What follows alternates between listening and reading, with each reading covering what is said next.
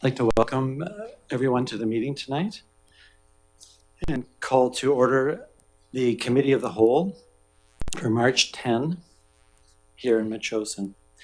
And before we start, I just wanted to acknowledge the territory where we are. This is the Coast Salish People's Territory.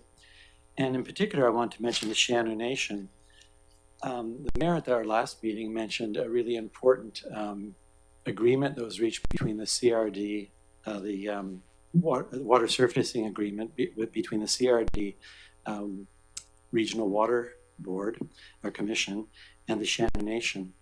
And what it was about was that for many years now, well, since water was hooked up to the nation, Shaanu have been paying the wholesale rate, the retail rate, meaning that they've been paying more money than they ought to have paid for their community. Whereas the municipal governments, we pay a wholesale rate, and then we pass on the water to residents, and they pay a retail rate. So the idea is that with this agreement, the nation will be paying the proper rate, and it's kind of a cool thing because for quite a while now they've been paying too much for their water. Unfair situation. So it's righting a historic wrong, and I think as we live on these lands, we learn about different things that are going on, and this is an important change. And I'm glad that we were part of it here in Metchosin, but the CRD in its whole was part of it. Committee, I have in front of you the agenda for this evening. Are there any revisions to the agenda? Changes you'd like to see? Thanks. There are three letters. One letter from Darren Brown about the Parks and Trails Master Plan, a Duke Road East Trail, and two pieces of correspondence related to the school finances and management. So we can talk about those perhaps under those agenda items when they come. With that, would anyone like to move approval of the agenda? Councillor Shukin, motion to approve, and Councillor Donaldson, a seconder, as all in favor? Thank you. So we're starting off this evening with several presentations, and the first presentation I'd like to welcome to the microphone Shannon Carman, who's going to speak about the Metchosin Village Square project. Thanks, Carmen. Shannon?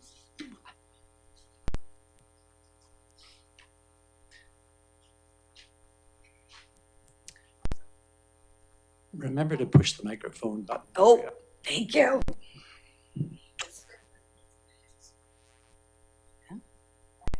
All right. Hello. My name is Shannon Carman, and I am a member of the Metchosin Village Square Society, or the MVSS, as we are calling ourselves, because we can never have too many acronyms. To start off, I haven't been in front of you all since the July meeting where Council approved the Village Square project. So first, let me say a heartfelt thank you to everybody for giving the green light and for your vision and your leadership. I truly believe that this project is going to be a catalyst for a generation of volunteers and create a beautiful, welcoming space in our village core that will be strengthening our community for years to come. So thank you. It's also really good to see that fostering social connection was cited as a priority in the vision statement from the school management report, which I know you'll be talking about later.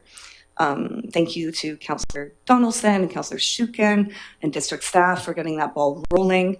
It looks like a really terrific, solid start.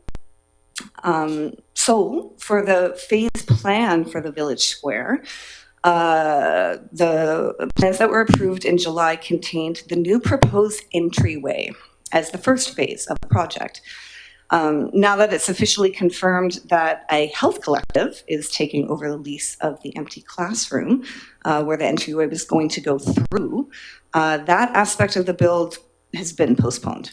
However, the other phases, namely the hardscaping and the creation of the Village Square itself, can now move forward.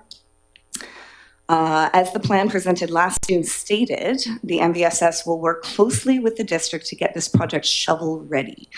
This includes nailing down the details of the design, getting stakeholder input, sourcing suppliers, refining the budget, organizing project communications, and fundraising. So to this end, and in consultation with the CAO, we'd like to request that a councillor be delegated to work as a liaison with our group so we can begin refining the details of the build, schedule, etc. This liaison would work closely with the MVSS, reporting back to council on our progress, and would consult with council on any decisions that might be need to made along the way. As the Village Square Society will be fundraising, both cash and in-kind donations to cover the cost of this build, we do want to ensure that we have a clear path of communications established with the district before beginning our community outreach in earnest. So other than that, thank you for your time, and we look forward to getting started. Shannon, just before you leave the microphone, maybe I can ask if there are any questions. Yeah, you bet. So I might offer that I don't think that we actually approved the project, or had a motion approving the project last July, but talked about it, and we were looking at the entranceway and that question. The entranceway, I believe, was approved, but then we never followed through with it because of a new rental arrangement. So we'll have to talk about that. And then your point about a liaison council, we can talk about that perhaps when we get a little further down our agenda maybe under the Public Works report, Councillor. Yep, if that would be okay. But any questions to ask this evening?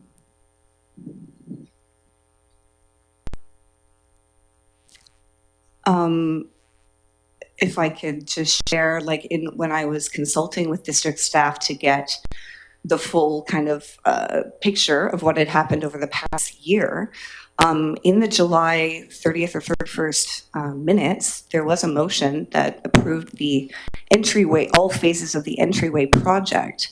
There was only one phase that was the entryway, and the other phases were Village Square. So if that was misunderstood, then we should clear that up. Councillor Shukin? Yeah, thank you, Councillor Gray. That was my understanding as well, but I absolutely stand to be corrected. I thought that we were moving ahead. It is a little vague, admittedly. So sure, it was just that there was only one phase of the entryway, so I don't know what the other plural phases were referring to, other than in our plan we had put the proposal was entryway first, hardscaping, and then the actual bits, right? The actual installation. Thank you. And I think actually the motion passed through the entranceway, and then the CAO was going to work on a report for us about the, what would happen as regards the Village Square project. There were a number of financial questions, of course, there, given requirement to be in the budget, and we haven't seen it in our budget yet. Councillor Appen. Well, as far as I know, this is not going to be a budget item for council because the money is going to be raised through donations and through the society itself. So it's not going to be an expense for council. I think, I think it's important that we make a decision to move to really verify that we are moving ahead with it, because it's a wonderful project, and it'd be lovely to see something besides that slab of asphalt there as a welcoming to the school. I'll also point out, sorry, that the Goldstream Gazette did run an article saying it's been approved. So not that local media gets everything right, but. Perhaps we could take a moment and ask our CAO just to comment. I'm looking back, Mr. Platt, at the document of June 3rd, 2024, and it looked like there was a lot of volunteer effort and money going into the project, but there was a site prep of $3,000, rain, garden and drain $2,500, furnishings $3,500 for $9,000 for the district, and then an additional $2,250 or $2,250 a year in maintenance. Did you take a look at that, or where are we at with that? Those calculations, I wonder. Yeah, thanks. Through the chair. No, I haven't looked at any of the finances to date.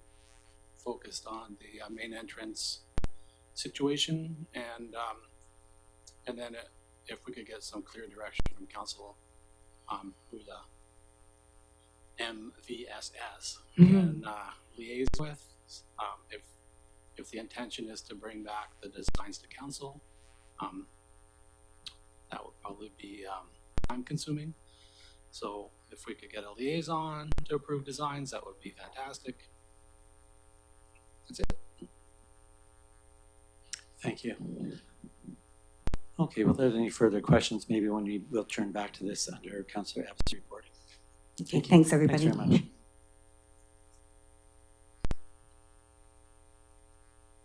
So we have a second presentation tonight from Rebecca Nielsen from the Bilston Watershed Habitat Protection Association. Rebecca, I welcome you to the microphone. Is that good? Is that okay volume? Yeah? Perfect. Thank you so much. Thank you so much for having me here. I appreciate it. I'm here on behalf of the Bilston Watershed Habitat Protection Association. My name is Rebecca. I work as a biologist with these folks. And Allison could not be here tonight. She sends her regrets. She's not well, but she hopes to be better before her meeting on Friday. So yeah, I'll just scroll through this presentation. Oh, sorry. Apologies. I won't move. If we can scroll to the next slide, I'm just going to give you a quick rundown on what we are up to. So this is the Bilston Creek watershed. As you can see, the bottom, approximately 2/3 of it lies within the district of Metchosin. And we're also working with the city of Langford and hoping to work with Colwood, Metchosin, and the Wandafeco electoral areas. Next slide, please. So in the Bilston watershed, we have resident coastal cutthroat trout, which are blue listed in the province. They are endangered. They're very reliant on the small tributaries that tend to get filled in urban environments. And the Bilston population is a very special population because it's restricted by Sitting Lady Falls. And so there's likely a genetic subspecies that is separate from all the other species that we know of. We are waiting on some genetic testing to confirm that. But we are very protective of them, and what was once a very strong fishery has dwindled significantly. So they are really at risk in our watershed. Next slide, please. The watershed is also home to many other creatures, as we know, that do rely on seasonal habitats. Again, these habitats tend to get overlooked during development, and they're incredibly important for the watershed and the animals that live there. Next slide, please. And of course, our terrestrial friends. We've got wolves, owls, all sorts of creatures that rely on the watershed, but also the waterways. And the Metchosin Foundation is doing some significant work on their corridor project, which really is going to help these animals survive in this watershed. Next slide, please. Here's our priorities for the BWHPA in the next coming years. So water quality and flow monitoring is really key to kind of monitor the situation. We're assessing streams for habitat, areas of summer refuge that are becoming more important during droughts, and then restoration opportunities. We really want to get the word out. People don't even realize there's still fish in these creeks, and we've got a lot of newcomers. So we're trying to do a lot of outreach and education, and then restoration of impacted waterways and installation of green infrastructure such as rain gardens. So I'm stoked to hear that there was a rain garden planned for the school project. That's really great. Next slide, please. Excuse me. So in the last year, we have secured a lot of funding and support throughout the watershed. We've got HCTF, we've got Langford Community Grants, Freshwater Fisheries of BC, and Environment Climate Change Canada over 3 years. All of this funding has to be matched with in-kind support and funds from municipalities, CRD parks, and volunteers. So that's why I'm here today. Next slide, please. We're just going to quickly talk about some of the work. So these fish here were caught this last year by provincial biologist Ron Tomey, who we're working with. And next slide, please. We're also hosting propagation workshops to produce plant material, but also educate community members on propagation of native plant species. These successfully propagated plants are used for our restoration projects to reduce costs. Next slide, please. We're also getting this 3D model of the Bilston watershed created. It's an interactive model that we're going to take to schools, we're going to take to community events, and people can actually watch water travel through the watershed. They can find where they live in the watershed. It's going to be a really cool learning tool. So this is where some of the money is going that we've secured. Next slide, please. And then we're hosting these Earth Day activities. We're actually going to be hosting these every month. So I'm going to talk about that in a second.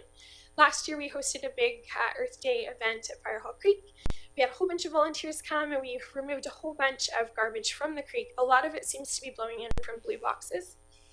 Next slide, please.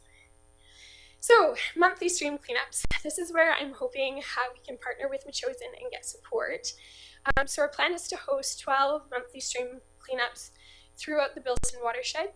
We've already had CRD Parks agree to 4 a year along the Galloping Goose, and we've had the City of Langford agree to 4 within the City of Langford. And so what we're asking our partners, our collaborators, is to support us with garbage bags for the cleanup events and removal of the garbage after the event. So we're going to round up volunteers, we're going to organize the work parties, we're going to clean up a whole bunch of garbage, and we're just asking for support from the district to come and pick up the pile of garbage at the end of the day and potentially supply some of the garbage bags or gloves that we need for each work party.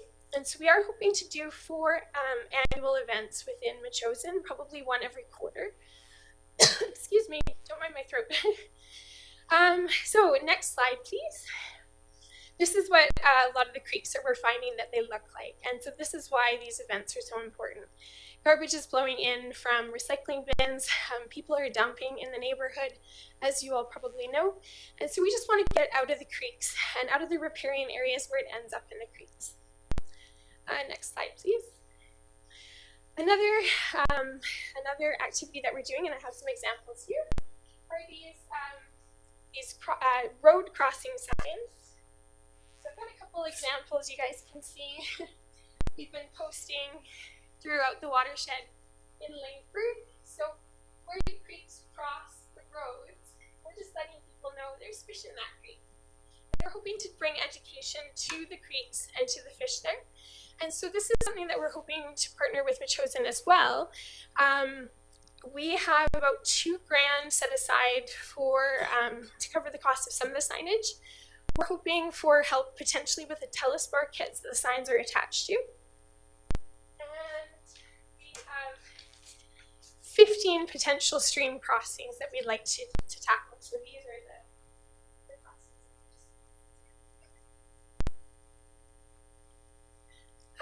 Yeah, next slide, please.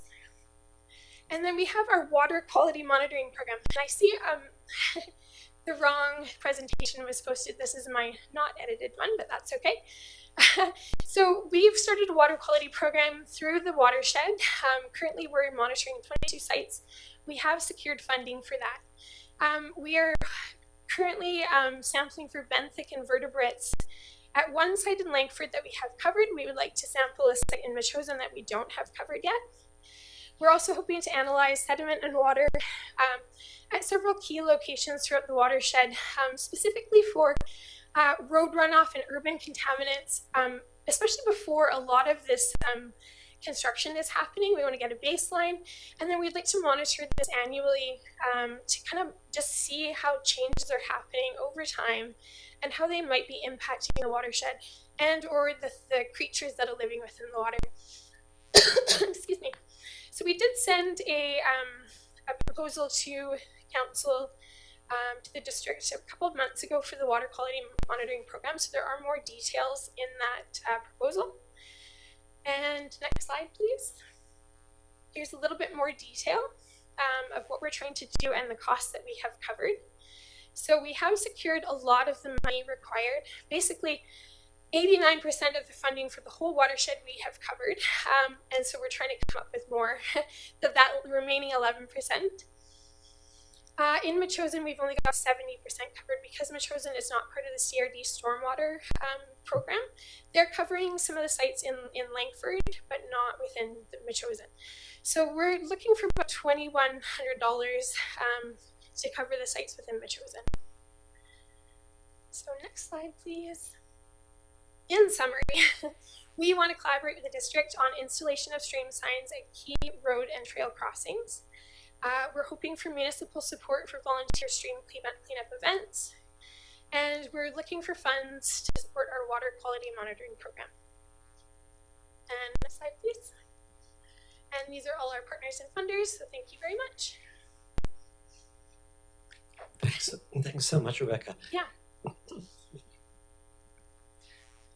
I Sorry, I should think, have brought water. I'm so no, that's okay. I think probably the best thing for us, I didn't understand fully what the presentation would be about, but requesting financial support, probably we would do well to have something in writing, like a request in that form. We do have a grant and aid program that occurs once a year, but I think earlier this year we did consider something from the Bilston Watershed Habitat Protection Association and affirmed a certain amount of money in our budget, but that won't actually take effect until, or if and when, the budget's passed. Okay. So there's some things there, but if we received a written report, we could look at that and respond to that as well. But questions around the table?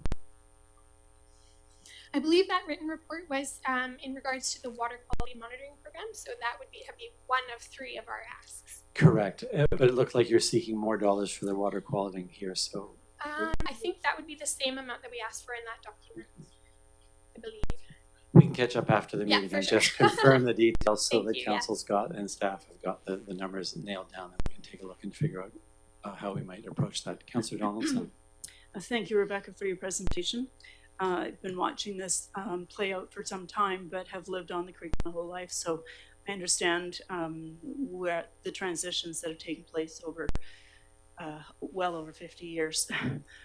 So I appreciate what you and your group are doing, and was just in the last 6 months, I believe, that a group of you were at Hall Bridge cleaning out all the trash under there, several large bags.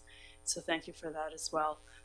As my colleague has suggested here, we do have a grant in name.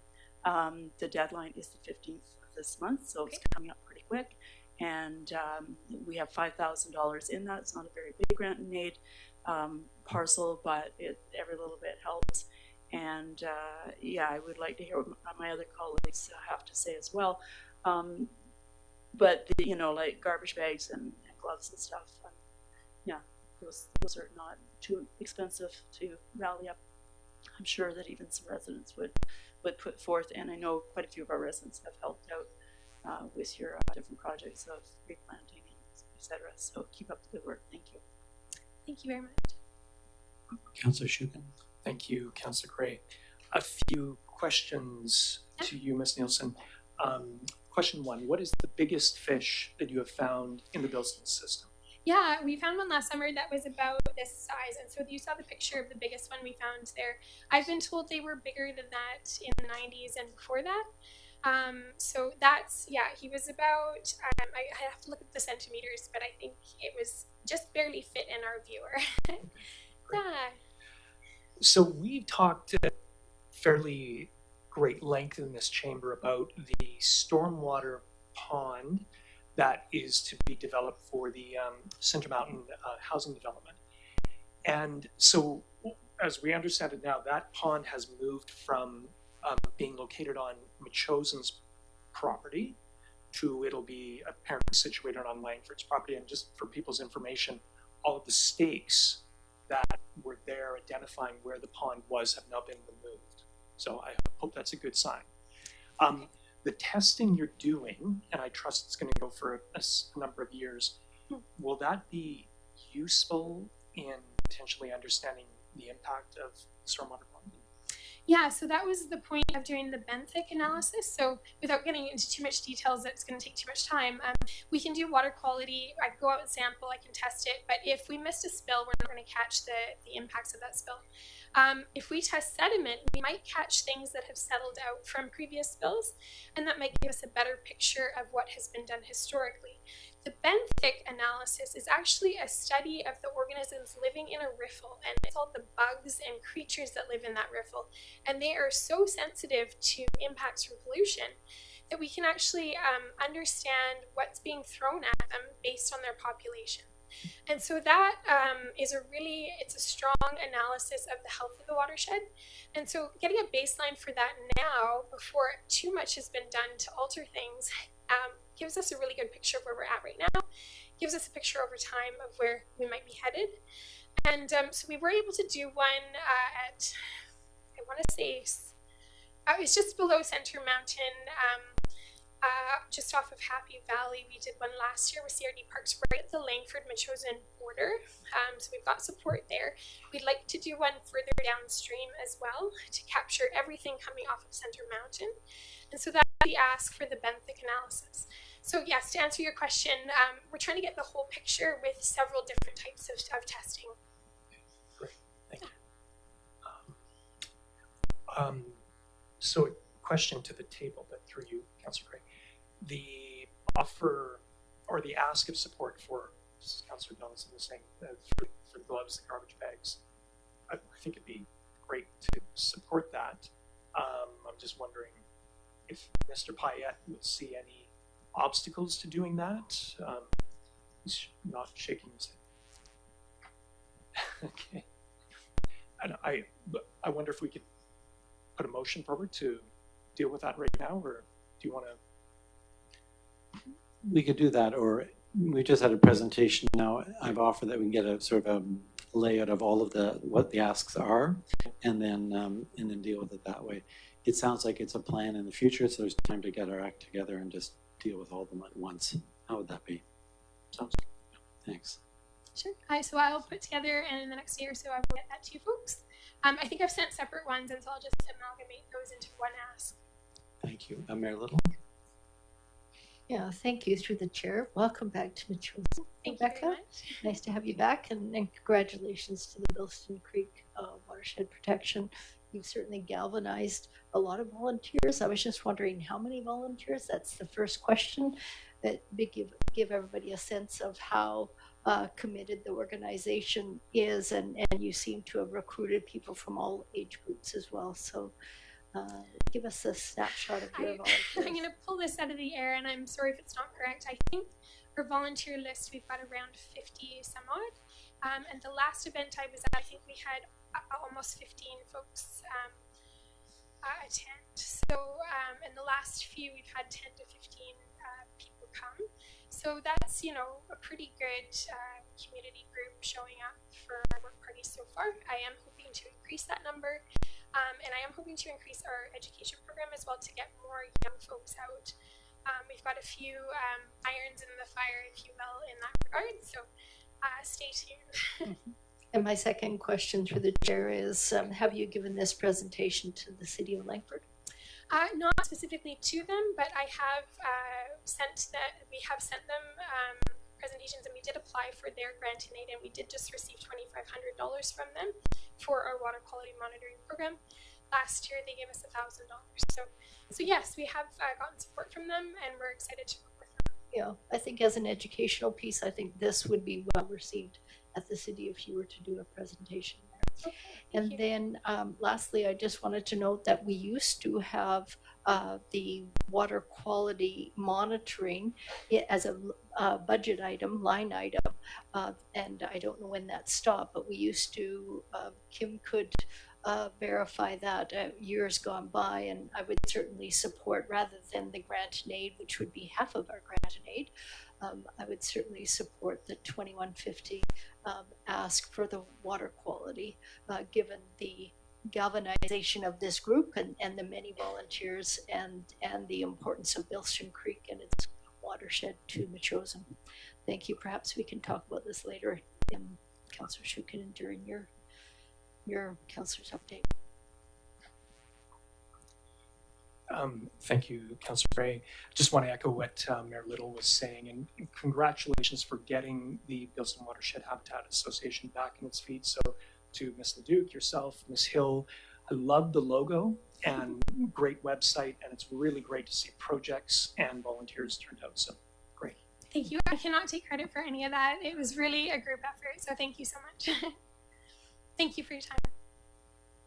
Thank you so much. Oh, Councillor Epp had a question. Excuse me. Rebecca. It's okay. I just wanted to know, we have, I can't remember the exact term, but do we have a reserve related to climate that this might fall under? We do, and we also, I think the money that we already authorized in the budget process, although not finished, was from a reserve. So I think all of this suggests that we could come back. Perhaps I can follow up with the Bilston Watershed Habitat Protection Association and get the report ready for our next finance meeting well in advance so that our CFO can look at it and our finance liaison can look at it. There's a number of options, as Mayor Little suggested. One would be to develop a line item or go back to a line item. The other would be to look at the reserves, and the other would be that we're not funding things, but just to go through that proper process would be a good idea, I think. So that's my message to Rebecca in terms of timelines. I'm just looking at our list of meetings, and I'm not sure when the next finance meeting is, so I'll just ask over to the CAO. Mr. Payette, do you know when our next finance meeting is?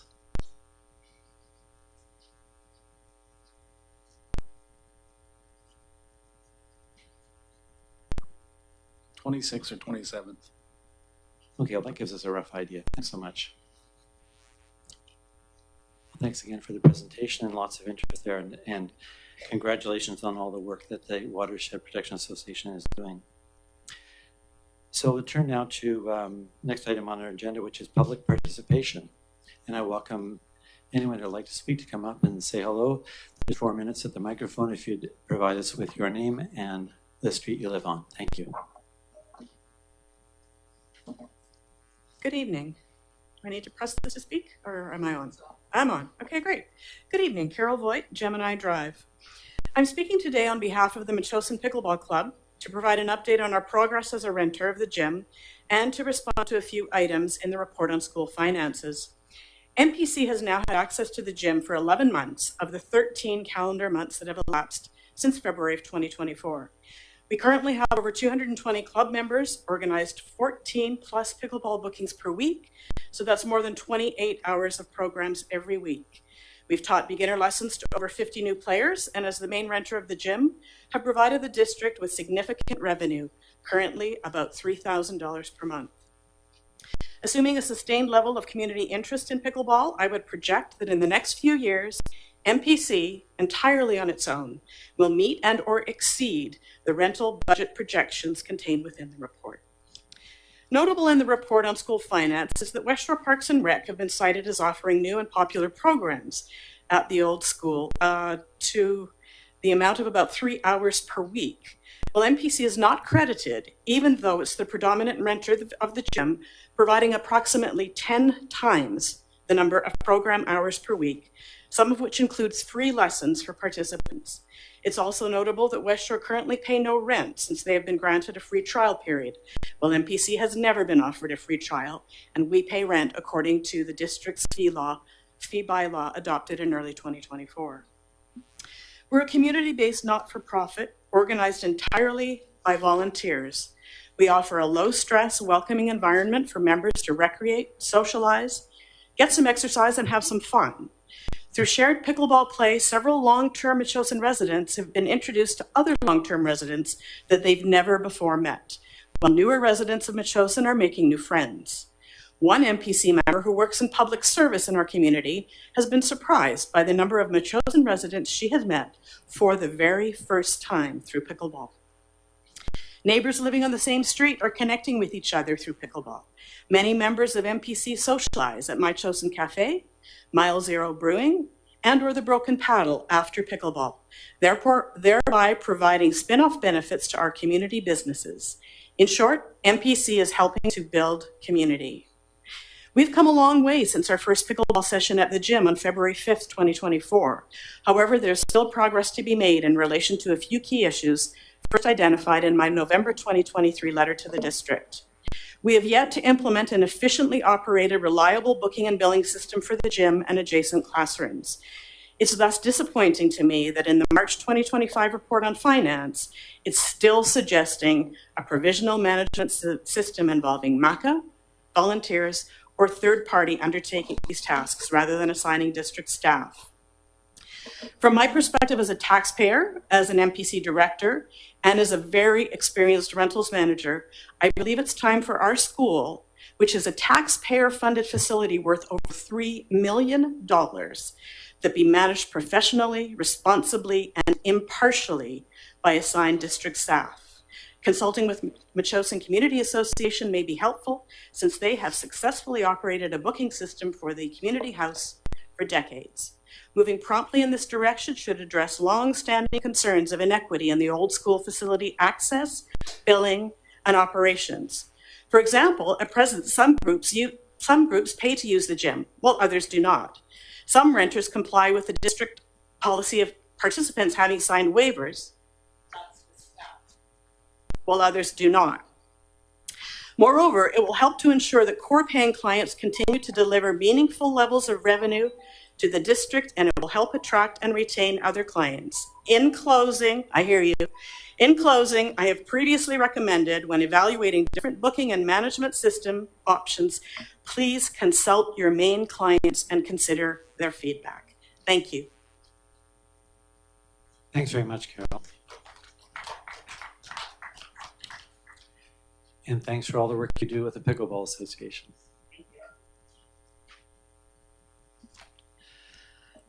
Kim Hill, 1070 Brookview Drive.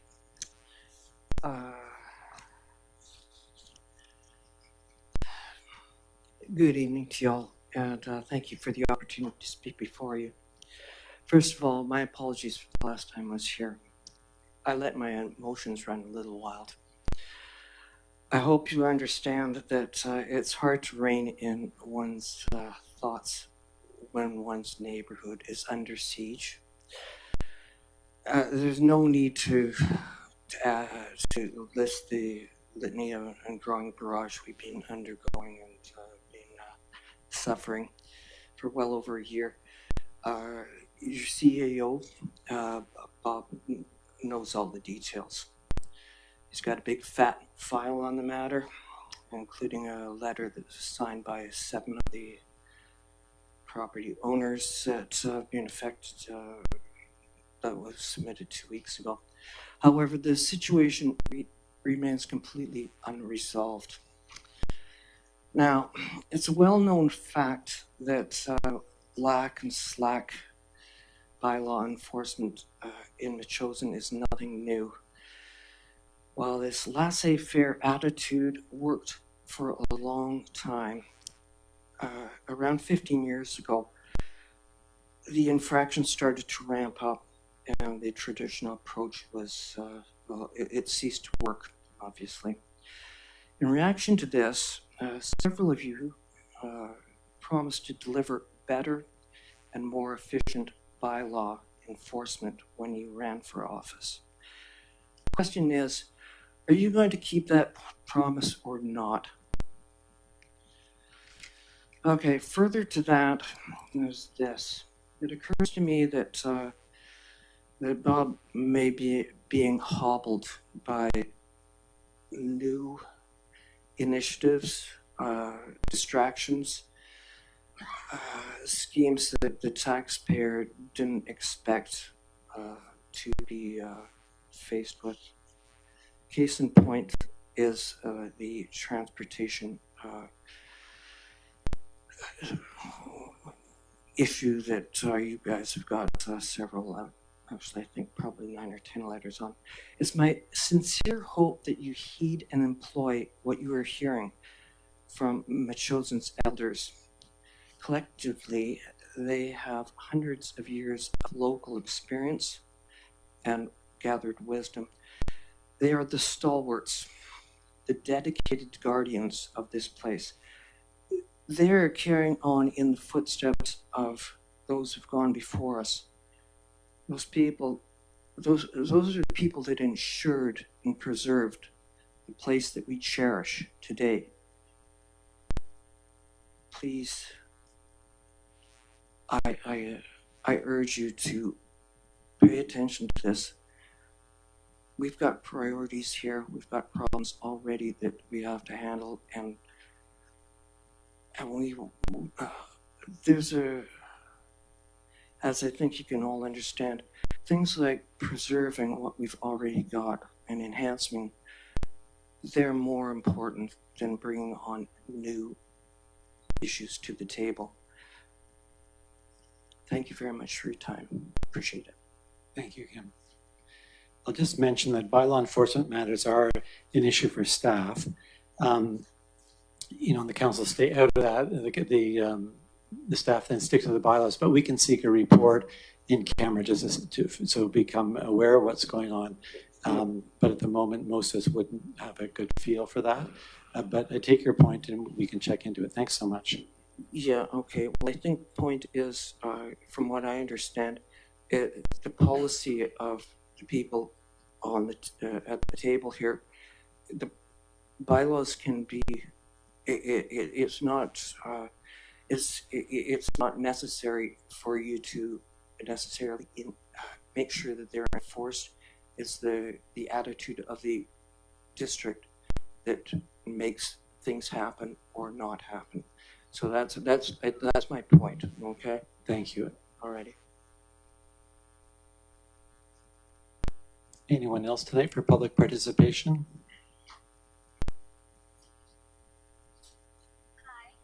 My name's Donna and I live on Ferncliff. I'm new to Metchosin. I've been here 4 years, and I wanted to publicly thank Metchosin Pickleball for their thoughtfulness in getting people out and active. In 4 years, I've met no neighbors. I've lived in the Langford community most of my life and had a great community around me. And in Metchosin, I never felt like that in the 4 years. Having said that, we did move in the middle of a pandemic, but Metchosin Pickleball has given me community where it didn't exist before. So I really wanted to make sure that it's protected and that everybody is on the same page with moving forward with proper booking systems. Anyway, thank you. Thank you. And I do have one more question. Do we know what's happening with the bookings so that we have a plan for going forward? I think we'll pick that up later in the meeting. Donna, can I ask your last name? Begley. Thank you. Thank you.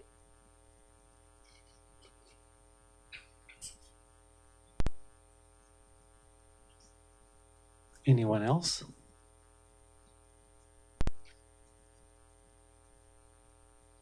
Sarah Anthony, Metchosin Road. I just wanted to comment on the Village Square project. I feel like this has been going on like a really long time. Like I remember the previous administration, they came up and had a plan and asked to have something done, and it was approved in theory, and then they couldn't really do anything. And I don't know, it's hard to watch this continue to go on. I'd really like to see something happen there. We have this space over there that honestly looks terrible. Like it's all cracked and gross and there's weeds sticking out, and we have a community group that's willing to do it. I mean, I don't think it's something we want to be spending a lot of money on because we have so many other important things to spend money on. And if we have this group that's hot to do it, let them do it while they're, willing. If we keep dragging it out, I don't think they're going to want to sit in here and every, couple of years and beg. So that's what I have to say. Thank you.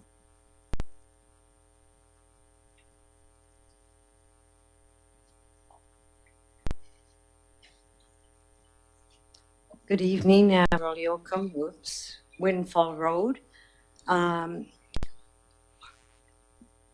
Looking through the agenda, one of the major items is the school, but it only deals with half the school. The school's been running at a deficit for a long, long time. I'd like you to look at the whole school, not half. And I want to thank the pickleball people for making some life in the productive end of the school, but please consider the whole school. The taxpayers own it. It shouldn't be exempt to a few people on one end of the school. Let's get some life into it and let's make it happen. Even if it can't make money, let's break even if that's possible. So consider all of the school, not one half. Thank you. Thank you.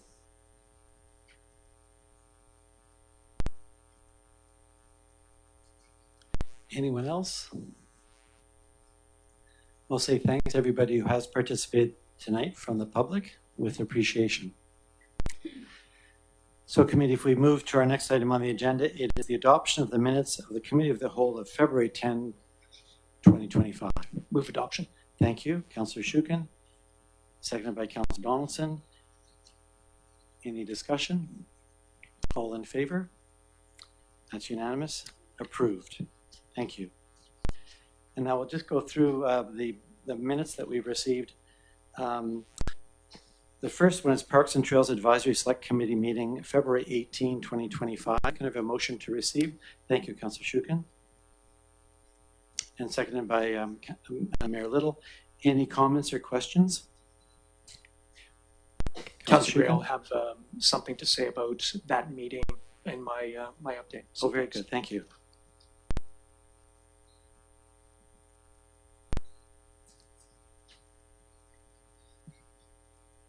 Any other comments or questions? I guess I had one, maybe it'll come up in your meeting if we can turn, I'll ask a question when we get to that about if we've heard back from the engineer's report, if we'll get some ideas for the Duke Road East Trail on financial costs. Great, thank you. So I'll call the question. All in favor? Approved. No objections. The next minutes to receive are the Environmental Advisory Select Committee meeting of February 25th, 2025. Councillor Shukin was receipt, and Councillor Epp seconded. Comments or questions? All in favor? Approved. The next ones are Healthy Community Advisory Select Committee, February 25th, 2024. Move receipt. Thank you, Councillor Epp. Seconded by Councillor Shukin. Any questions there?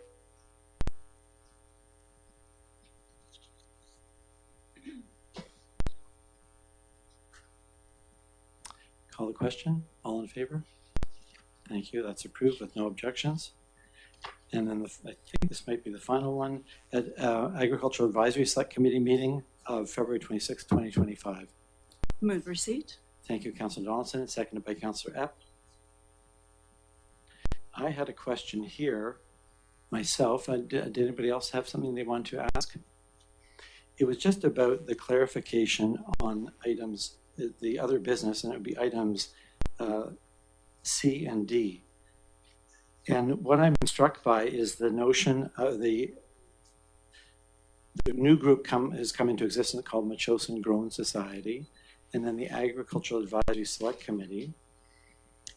And I was wondering, we're going to ask our CFO about donations to the presumably Metchosin Grown Society, but I'm wondering if those should be separated just to avoid any conflict of interest. So that's really the question. Should those groups, be two separate groups, or is it all one group?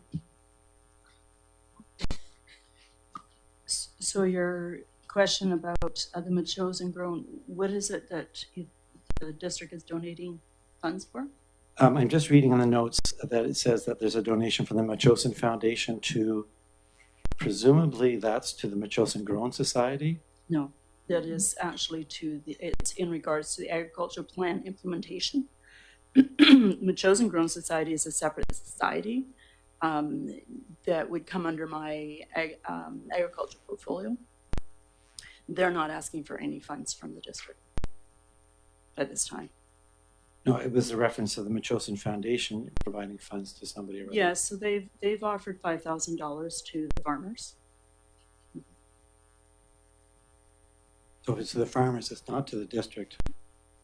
I'm just trying to get clear. It looks like there's two groups. We have the advisory select committee that's advisory to the district, and then the Metchosin Grown Society, which is a separate organization. Mm-hmm. And I was just wanting to be clear that they are two separate organizations so we don't get into a conflict of interest issues. So there's one organization, which is Metchosin Grown Society, that's the community garden people. They're completely separate from farmers. The Agricultural Select Committee is a governing body from this council, citizen appointed, as we all know. The Metchosin Foundation has offered up $5,000 donation to one of the action items in the agriculture plan. Outside of this, there is a meeting plan to decipher how that actually is going to work. It's not clear in these minutes, obviously. So yeah, your question of the $5,000 donation, that is what's been offered from the Metchosin Foundation. The Agricultural Select Committee isn't a society, it's not a, doesn't have a bank account, let's say. So this is just an offer of a donation to some work in the agriculture plan. How that's going to work, that I am not clear on. Okay, so it's not coming to the district, it's to some other groups. Great, I just wanted to be clear what, I wasn't sure when reading it, what it meant. That sounds reasonable. The other question I had was in relation, it looks like we're learning here that the CRD is confirming plans for 2 goose culls in 2025. So that's new information to us, I guess. You know, we were going forward to AVIC to advocate that goose culls appear or be done. So that was just a good point to highlight in the minutes. And I just also want to say that the request that residents locate goose nests, or if they're aware of them, to report them in, perhaps we could put that up on the district website so people knew to do that. The next survey for that is in June, and it's a very short period of time. So yes, it is to go onto the website. That survey is only like 3 days long because it's when the geese are actually molting. So yes, thanks for the reminder. Thank you. Any other questions or comments? So we'll vote on the motion to receive. All in favor? That's approved. Thank you. No objections. So the next item on the agenda, I guess, is the referral from the Agricultural Advisory Select Committee on the issue of the goose cull. And I'll turn that over to you, Councillor Donaldson.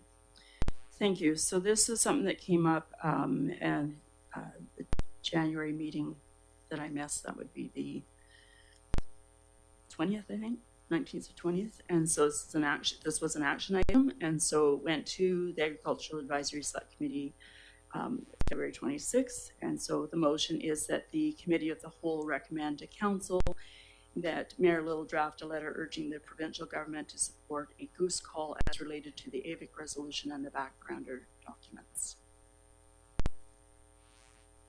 Is that a motion? That's the motion. Seconded by Councillor Shukin. Discussion? Councillor Epp? Yeah, I just want to know, considering that the CRD is doing these 2 goose culls, like, is this really relevant to continue with this, if that's happening too? So the resolution that's going to AVIC is not specific to Victoria. It is for the island and it's for the province, right? We're hoping it will go up to UBCM as well, because we're having problems with farms on the lower mainland and beyond. So this is why we decided the calls that we've just heard about are something that's new. It came after we put the resolution together, and the resolution, which I will present next month at AVIC, will encompass larger than what's going on the South Island. I guess I just wondered what, like, there's no real specifics. Like, I know the geese are a problem, but there's no specifics about numbers, like how many geese are going to be called, where exactly. Like, I know it's province-wide, but I know in Metchosin we, excuse me, for example, or in the CRD, we don't really have any specifics about numbers, or, you know, or how many does that have to be every year or every month, or, you know, how this actually comes about. That's a good question. It's the same as the information that's we've just learned about the calls. Prior to that, CRD wasn't supporting calls. No. And so clearly they'll have some more information that I hopefully will be able to rely on going into AVIC. We've got the information in the backgrounder, and I'm gathering more information as we speak before I go there to find out what sort of data is available for that.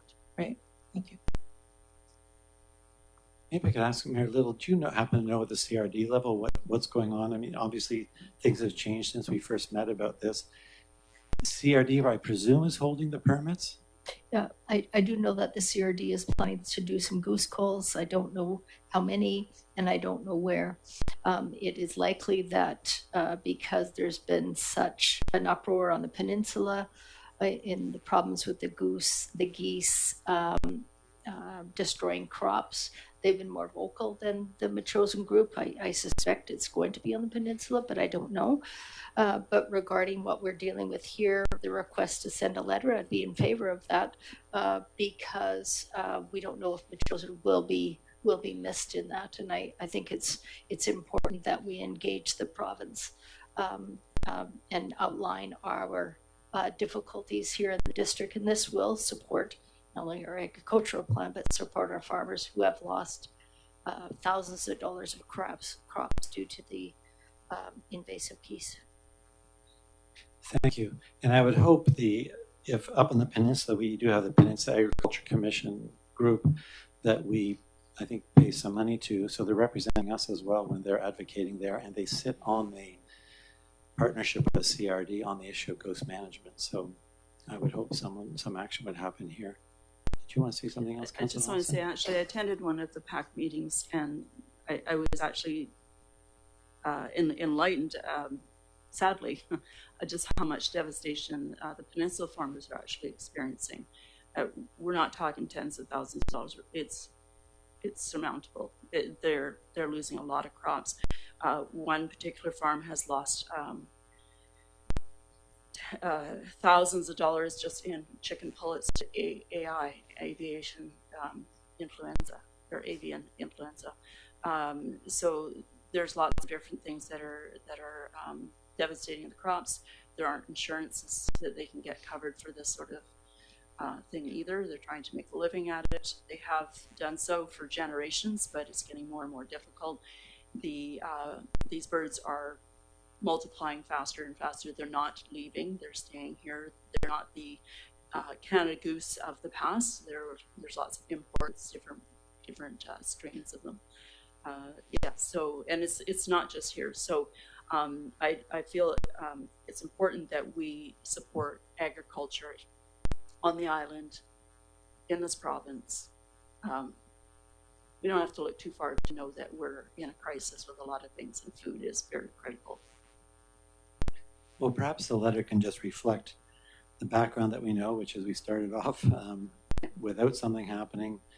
The CRD's agreed to, and it sounds like it's going to manage that probably through that partnership group, and that and making the point, as the mayor's put forward and you've put forward, that it's a bigger problem, and we'd like to see it continue with provincial,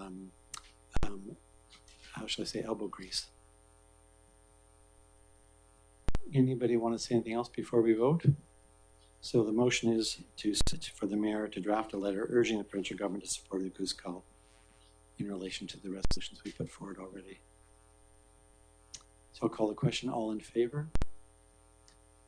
That passes. None opposed. Thank you.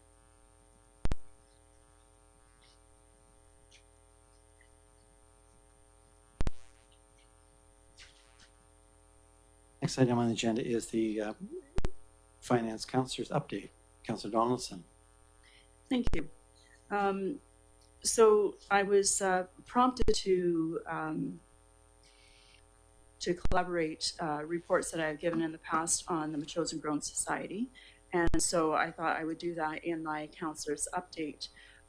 In looking back on my previous updates, there's at least 5 reports that I have mentioned about the Metchosin Grown Society. So I just wanted to bring it all together at once now and say that in the fall of 2024, we did a site excavation and had French Enterprises, which is a contractor with the district, come out and do some work for us free. So we're pleased with that. The society will, as they move along, have a sign of all of their sponsors and any people that do in-kind work, so that will be there at their entranceway when they get more established. They have been doing work parties this past fall, clearing away some debris that was left after the excavation, and starting with some sheet mulching through rain and very different inclement weather, but we were there just to get started. There's still a lot of pea gravel that we will need to deal with, which provides great drainage but not great for growing. They do have, the district of Metchosin is, as we speak, developing a license of occupation All the supporting documents are available and being put into that. The group is looking at different funding resources. They've talked about doing a plant sale, applying for grants, membership drive. This past weekend, they were at the CD Saturday at Belmont School that the Reimagine group put on to get known and take a list of prospective members. In an article that I wrote back in December that went into the Muse, that was for an information session which was hosted here in the Chambers on January 25th. That is the second one that has taken place. So they're trying to get their name out there. They did advertise also on the marquee sign out on the road here. So there is some interest still growing, and they're very enthusiastic. I'm impressed with their ambition that they have for such a small group, but we'll see what happens with that. And if anybody is interested in learning more, I'd certainly be able to get you in touch with the group. This is located behind the tennis courts at the old school field. It previously was a swing park, and it had over a foot of pea gravel that had to be dug out, as well as the brambles. And numerous people have engaged in doing bramble bashes, and to no avail. It's been a lot of work, so we're really pleased that a machine was able to get in there and take the bulk of it away. Moving on to the Greater Victoria Public Library Board, which is one of the 4 boards that I sit on.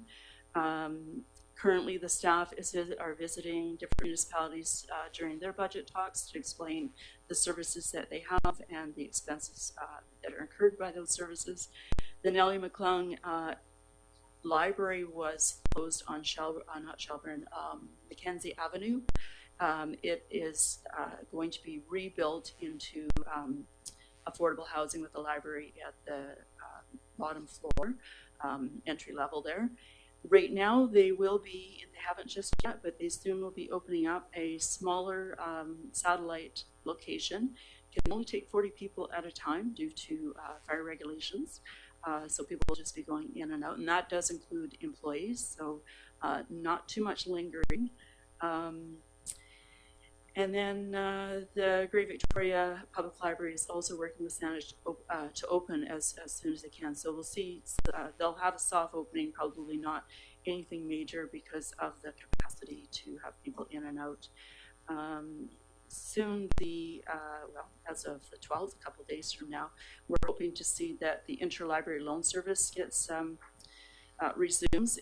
We put that on hold for a while because of staffing, low staffing situation that we have. West Shore Parks and Recreation staff always provide us with a presentation at every board meeting. They're very proud of the facility and the work that they do. They're very enthusiastic and positive. I have to say this is one of my more positive, they're all positive, but there is a very engaged group and are always willing to answer all of our questions and very proud of everything that they do. So I appreciate the fact that they're a very diverse group of people as well. In a previous meeting, Mayor Little had asked about pools and how much they cost. And one of the things I can say with this group is they have managed to take heat from ice originally to heat the child care center, but now they are heating the pool. So they are getting awards for doing this kind of engineering, and there's a cost saving of over 85% just doing that. So they're looking at doing more and more of those sorts of things. Hopefully we'll see some of that on their website at future times. Presently, they've converted a space that used to be a little cafe just adjacent to the pool registration desk when you come in the main entrance, and that's going to be our HR office, which has just expanded from 1 person to now 3 people, as we have quite a bit of staff there. It's upwards of 100 people, and yeah, so they're working on that. I reported last time that Urban Recreation Beach Volleyball had come and done a presentation, and it sounded really exciting, but the staff has encouraged us to put that on hold until the West Shore Recreation Master Plan has has gotten a bit more of a hold, and we'll be having, this council will be having a sit down with them as well, the master plan people, the consultants. And so the volleyball will be embraced at some point in time to see whether or not that's going to be a fit. So they decided to hold off until we get results back from the works of the consultant during the master plan process. Pickleball court construction update. We didn't get the grant, but fortunately the staff had put aside funds in the budget. So we're hoping to see the contract signed for that soon, and then the project will be starting. And I'm not sure what the completion date is. I heard a couple different dates, so I dare not say to get people's hopes up too much, but it will be this year, of course. Yeah, and I've already talked a little bit about the master plan, and I've written a couple of articles in the Muse to promote the various activities in my portfolios, agriculture, a couple of different ones with the farmers market, the Chosen Grown Society, as well as the exciting recreation that's happening in the school, and hopefully we'll learn more as we go along. Thank you very much. Thank you. Could I ask, is the Metchosin Grown Society doing more than the community garden? Part of the ag plan was that a group of farmers would be identified who maybe would pick up some of the action items on the farming side, and I wonder if that group is doing it, or that might be somebody else in the end. This is a discussion we're having right now at the Agricultural Select Committee. Thank you. Councillor Abbott. I just wondered if you could remind us when that the master plan project is going to be at Metchosin School. It's coming up, and I can't remember what the date is. I thought it was this week or next week. I got it here. It's March 20th. That's a Thursday at 4 p.m. There'll be the West Shore Parks and Rec Facilities Master Plan Council Workshop. So in this spot here, I think. Thank you. Thank you. Great. Well, thanks very much, Councillor Donaldson. Councillor Epp, did you want to take over and give us some sense of Public Works and Protective Services? Sure. So I've got some that's been written, and I also have a bit of a verbal update as well. A couple of notes from the written part, and that is that the Metchosin Seniors Association is having their AGM this Thursday from 1 to 3 p.m. at the Community House. The guest speaker is Caitlin Waring. She's a kinesiologist and fitness program assistant with West Shore Parks and Rec, and she'll be speaking on active aging, embracing movement at any age, which is always a good thing for those of us getting older. And at the CREST meeting, one notable thing is that CREST Colwood has approved, and CREST has a co-agreement with TELUS for a tower at Royal Bay. So that's going to be going ahead. This should improve cell phone coverage for at least a few residents, especially around the possibly the Albert Head area. So I guess it's a little bit of improvement anyway. I know Councillor Shukin probably has some on this too, but Councillor Shukin and Councillor Gray and I went to the Coastal Douglas Fir Conservation Partnership event, and it was very interesting. A lot of really informed people, that's for sure. One of the most notable things was a talk by Juliet Craig from the Kootenay Conservation Program. That group there has funded their program, which is spread around the Okanagan through successful referendums where residents were asked to pay in one area $15, another one $20 for as a parcel tax or a property tax, with the money specifically directed to conservation projects. And it was really neat. She just had list after list of various conservation projects on both private and public land that had been funded through this group. So that was really interesting. Councillor Gray, just to supplement what Councillor App was saying, what I was really impressed by is the funds that were raised through the levy were leveraged into getting more external grants. So almost to the point where it was in some cases 9 to 1 dollars from outside with the local investment. Yeah. So yeah, it was good. They really have collected quite a huge amount of money through that. So in Public Works, it's a sad reflection on some of the motorists who travel Metchosin roads. The Public Works crew recently had a blitz on garbage and filled 110 large garbage bags just from the Metchosin roadside, including 3 of them that were packed full of rotten meat out of an old freezer. So, you know, it is illegal. So if people see people chucking things out their windows or out of their backs of their pickups into the ditches, you know, try to get a license number. But speaking of garbage, there's bound to be more of it. The 4th annual March for Liz takes place on Sunday, March 30th from 9 to 1, starting at the fire hall. There'll be bags, gloves, and safety vests there for people. And the Fire Smart crew is setting up a barbecue, and we'll have information on Fire Smart on your property. The late Liz Jatkowski, for those of us who remember, with her dogs in tow, was a familiar sight along Metchosin roadsides. She walked miles and miles daily picking up trash to help the community, keep the community pristine and green. And Metchosin Search and Rescue this year has recognized Laura St. I don't know if it's St. Jean or St. John, but anyway, she's been recognized with the Extra Mile Award. The team said Laura has made significant contributions, has brought new and innovative ideas to life, all with professionalism, positivity, and a tremendous amount of skill and knowledge. And one note, I think it was Councillor Gray mentioning this as far as an evacuation plan given an oil spill. And I was speaking to the fire chief about this. And in 2020, there was an all-hazard evacuation plan formed. So that pretty much covers everything along our shorelines as well. And the information on that is in a binder in the Emergency Operations Center.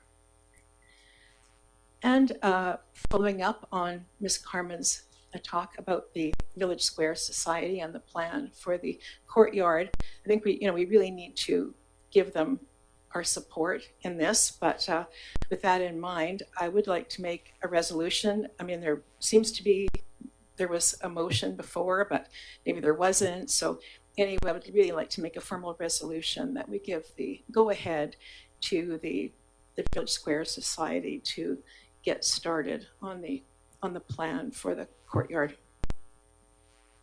So that's a motion. I'll second for discussion. Thank you. Would you like to say a little bit more, Councillor Epp? Well, I think, we've heard it, but it's just, as someone mentioned, this has gone on for years and years.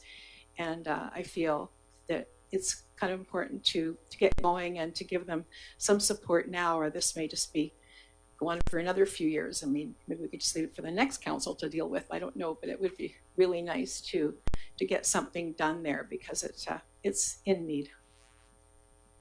Councillor Shukin. So thank you, Councillor Gray, and to Councillor Epp. I have to confess a bit of confusion. I am now thinking about what we approved last July, and I feel like there is a little bit more clarity that's needed. And now that we don't have the entryway, that raises a few other questions. I'm very supportive of the project, but I think it would be great to have another, and I apologize for this because we probably have been told numerous times, but I feel like it would be good to have another information session, not so much about what it is we're doing, but about the timelines and about a work plan as well, and plans on fundraising. And I just wonder if that might come at the next Committee of the Whole meeting. I personally, I'm supportive of the plan. I feel like we're missing kind of the grapple points to understand what it is we're moving ahead with. And and with that, I wonder if I could propose an amendment that where we support this, but sorry. Maybe just let's have a bit of discussion while you formulate sure. your thinking. Anyone else? Well, I'll just clarify. So I went back to, I thought we approved it as well a long time ago. And I got a communication from Ms. Carmen and I looked it up. And it's like, oh my gosh, no, we'd approved the entryway, the grand entryway, which is not happening. And then there was going to be a staff report to sort out the details of the Village Square project. And that was in July of 2024, or July 2024. And so I think the issue, if I remember, and I don't have solid notes on it, but was the question of the finances. So just simply, as I mentioned earlier, $9,000 from the district for the various and sundry, kind of get it up, and then $2,250 for annual maintenance. And I think it would be good for us just to get that straight. Is that still, this was in the proposal from the proponents from Village Square Society. And I believe our staff are going to look at it and say, oh, we need to do that, or we don't, or it looks like it's all taken care of, because there's quite a bit of fundraising being done by the group itself. And did we really need to put in district funds to the project? If that helps, I hope it does. Councillor Epp. I just wondered if we might ask Ms. Carmen for a few more comments on, now that she's heard some of the queries. Yes, please.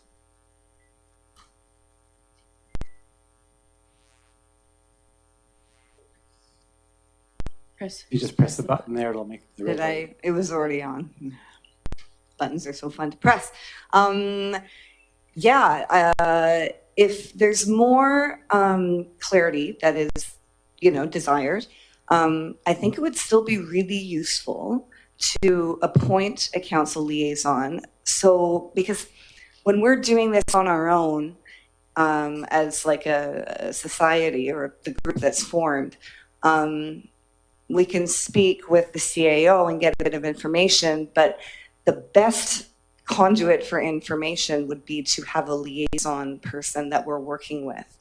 That budget, some of those line items, because of the entryway no longer being a part of it, absolutely would be amended, right? And so that we envisioned that would be a part of the liaison relationship, that we would be going through the things that I pointed out. And it's refining the budget, refining the design, consulting with the stakeholders, and then coming back to council with that super tight plan. So that in terms of moving forward, I would suggest that we still, if council would be willing to appoint a liaison to work with us to put together that final package, if you will, as a way to keep going, right? Because for us to go away and to come back again to give you information that we've sort of already provided, I mean, it just seems like, we're rehashing old things. Thank you very much. So the suggestion is, excuse me, Councillor Epp? I said I'd be happy to be that liaison if that's the route we are going to go. Well, that sounds good. How about then we have a motion on the table. We could retract the motion perhaps and follow the advice given. Just that you would take on a liaison role. Okay, that all right? Does that suit with you? Great, thank you. So what we'll do is accept the nomination or the appointment of a council liaison to the group, and then they'll come back with a package to explain. I think really what's important here, I've heard a variety of comments in support. We have a financial question we need to answer, and it sounds like there's some design issues that need to get worked out. The committee of the whole is not very far away. It's not an issue of delaying this, it's rather to sort of pull it together and get it in a nice package so that we can consider it. The other thing is to think about the budget, so in line with the budget cycle.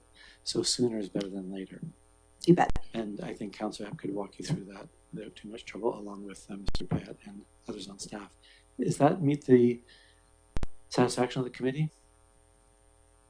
Mayor Little? Yeah, I'd much rather see Councillor Epp's resolution be put forward, because in a year's time it's going to be muddy. It would be preferable to have a clear motion that council supports in principle the Village Square project, and with the second part of that motion be the council liaison will be Councillor Epp. I think it's just cleaner that way, and this is stalled. It would give also the volunteers a little bit of a boost that we are actually indeed supporting it. And of course, the plan will come back and the finances will come back, and it sounds like it's going to be less than $9,000. So with that, I'd be interested in Councillor Epp putting forward her motion again with the council liaison report. Sure, the motion's been retracted at this point, I think we'll say, and Councillor Epp's prepared to be the liaison and come back with a report. We could go through that exercise if you like, but approval in principle, I think we may have gone into this before. Sometimes that causes trouble. We'd actually be looking at something to make a decision at our next meeting, which is not very far away.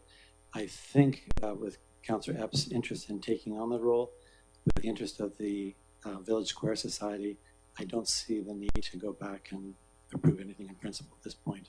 But I'm in your hands, folks. If the motion comes forward, we'll take a look at it. Councillor Shukin. I would be in favor of withdrawing the motion if we can. Just, I think we'll have the chance next month to actually move decisively on this.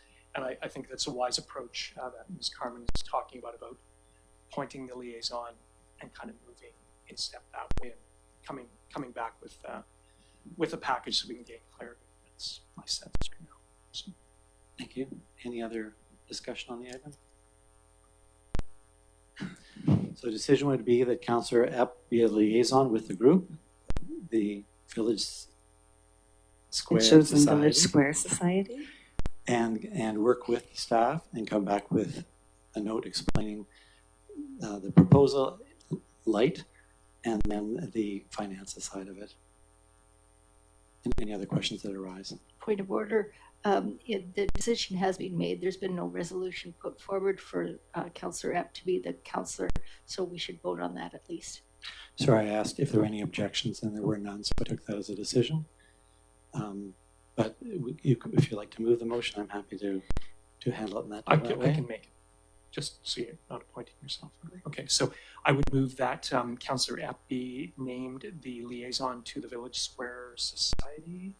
And with the goal of bringing back more information to council at the next committee of the whole meeting. So I'll second that. Any further discussion? All in favor? Passed. Approved. Thank you. Okay, thank you. Thanks, folks. Thank you. Okay, the last item I have is regarding the Healthy Community Advisory Select Committee. This was a while back, a committee of the CAO, Councillor Donaldson, and myself. I was formed to look into ideas, possibly an ideas fair for the school. The committee has never met, and the CAO has had little time to spare. So as a committee with connections in the community, the Healthy Communities Committee was banding around thoughts about the school. And one was to create an all-encompassing event, which would include the renters of the school in an open house format with MACA, as well as many community groups who were interested, and hopefully members of council. The gym has space for several information tables, etc., and the stage could be set up for music and entertainment. For council contributions, just examples might be Councillor Donaldson to take the lead on things such as an ideas fair component, agriculture, a community garden. Councillor Shukin might do a volunteer fair section and something on the Parks and Trails Master Plan, and Councillor Gray something on the environment and biodiversity and asset management plan. Just thoughts, right? And those are just my thoughts, but these are all possibilities. I'd like to know if council has an interest in having the Healthy Communities Committee start looking into an event like this.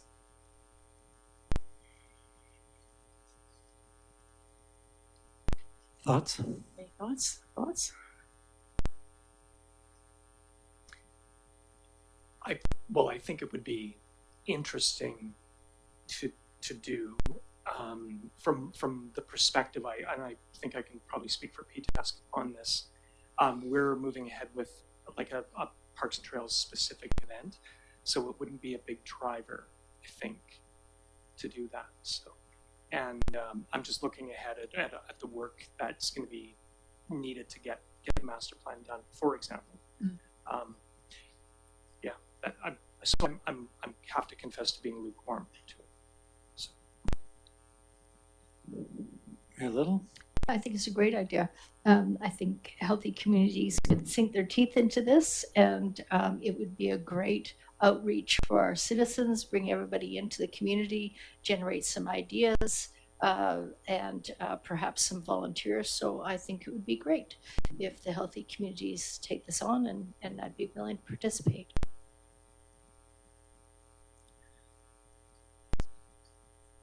Thank you.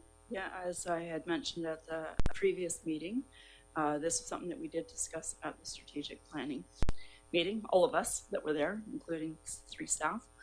And we had identified at that time that it would take a lot of effort to do, and that we were trying to consider ways of doing it, not full-blown like our counterparts in our 2 neighboring communities on our borders, that we would have gone on the wings of the active transportation consultants. However, that decision was made separately, and it didn't come to the fruition that we had planned in our priorities. So I don't know, we've got AVIC coming up, a lot of other stuff. I'm not sure when this would be, if it would be in the fall or the spring. Sarah, any ideas? No, it was just a, it was just a thought. So it's nothing, there's nothing. I thought we need input from everybody, like everybody here, and just kind of all, I don't know, come together. Like it was just a thought that maybe the whole community could kind of participate in something that would really show off the school and what's going on, and how much or how little people would be willing to be involved or contribute. I guess that would be up to them, up to us here, and up to the community groups and the people that are using the school. The one other thing that we did talk about as well was having an open house at the school. Yeah. And I had thought that if we had done the ATP stuff over there, we could have done like little tours, whatever. A lot of people have not seen the school, and I think it's overdue. I think we need to open up those doors to our community, not just the recreation, not just training, but let the people see and showcase one of our assets. And so maybe we can go back to our respective groups, advisory groups, and I know that the agriculture people probably would like to do something. I mean, even the Chosen Grown Society might say, hey, come on over and have a look at what we have got so far is just a blank canvas, but I don't know. So lots of things we could do. It's just a matter of when.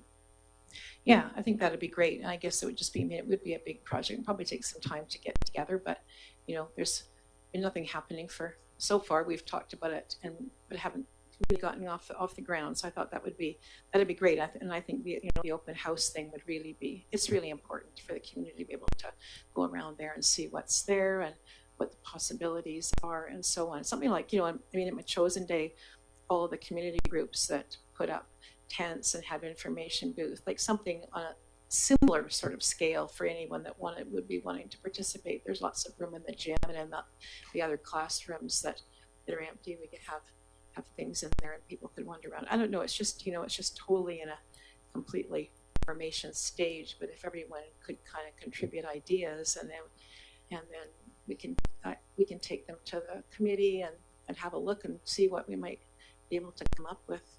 Yeah, well, we did have a subcommittee, 3 of us, but anyways, that's history now.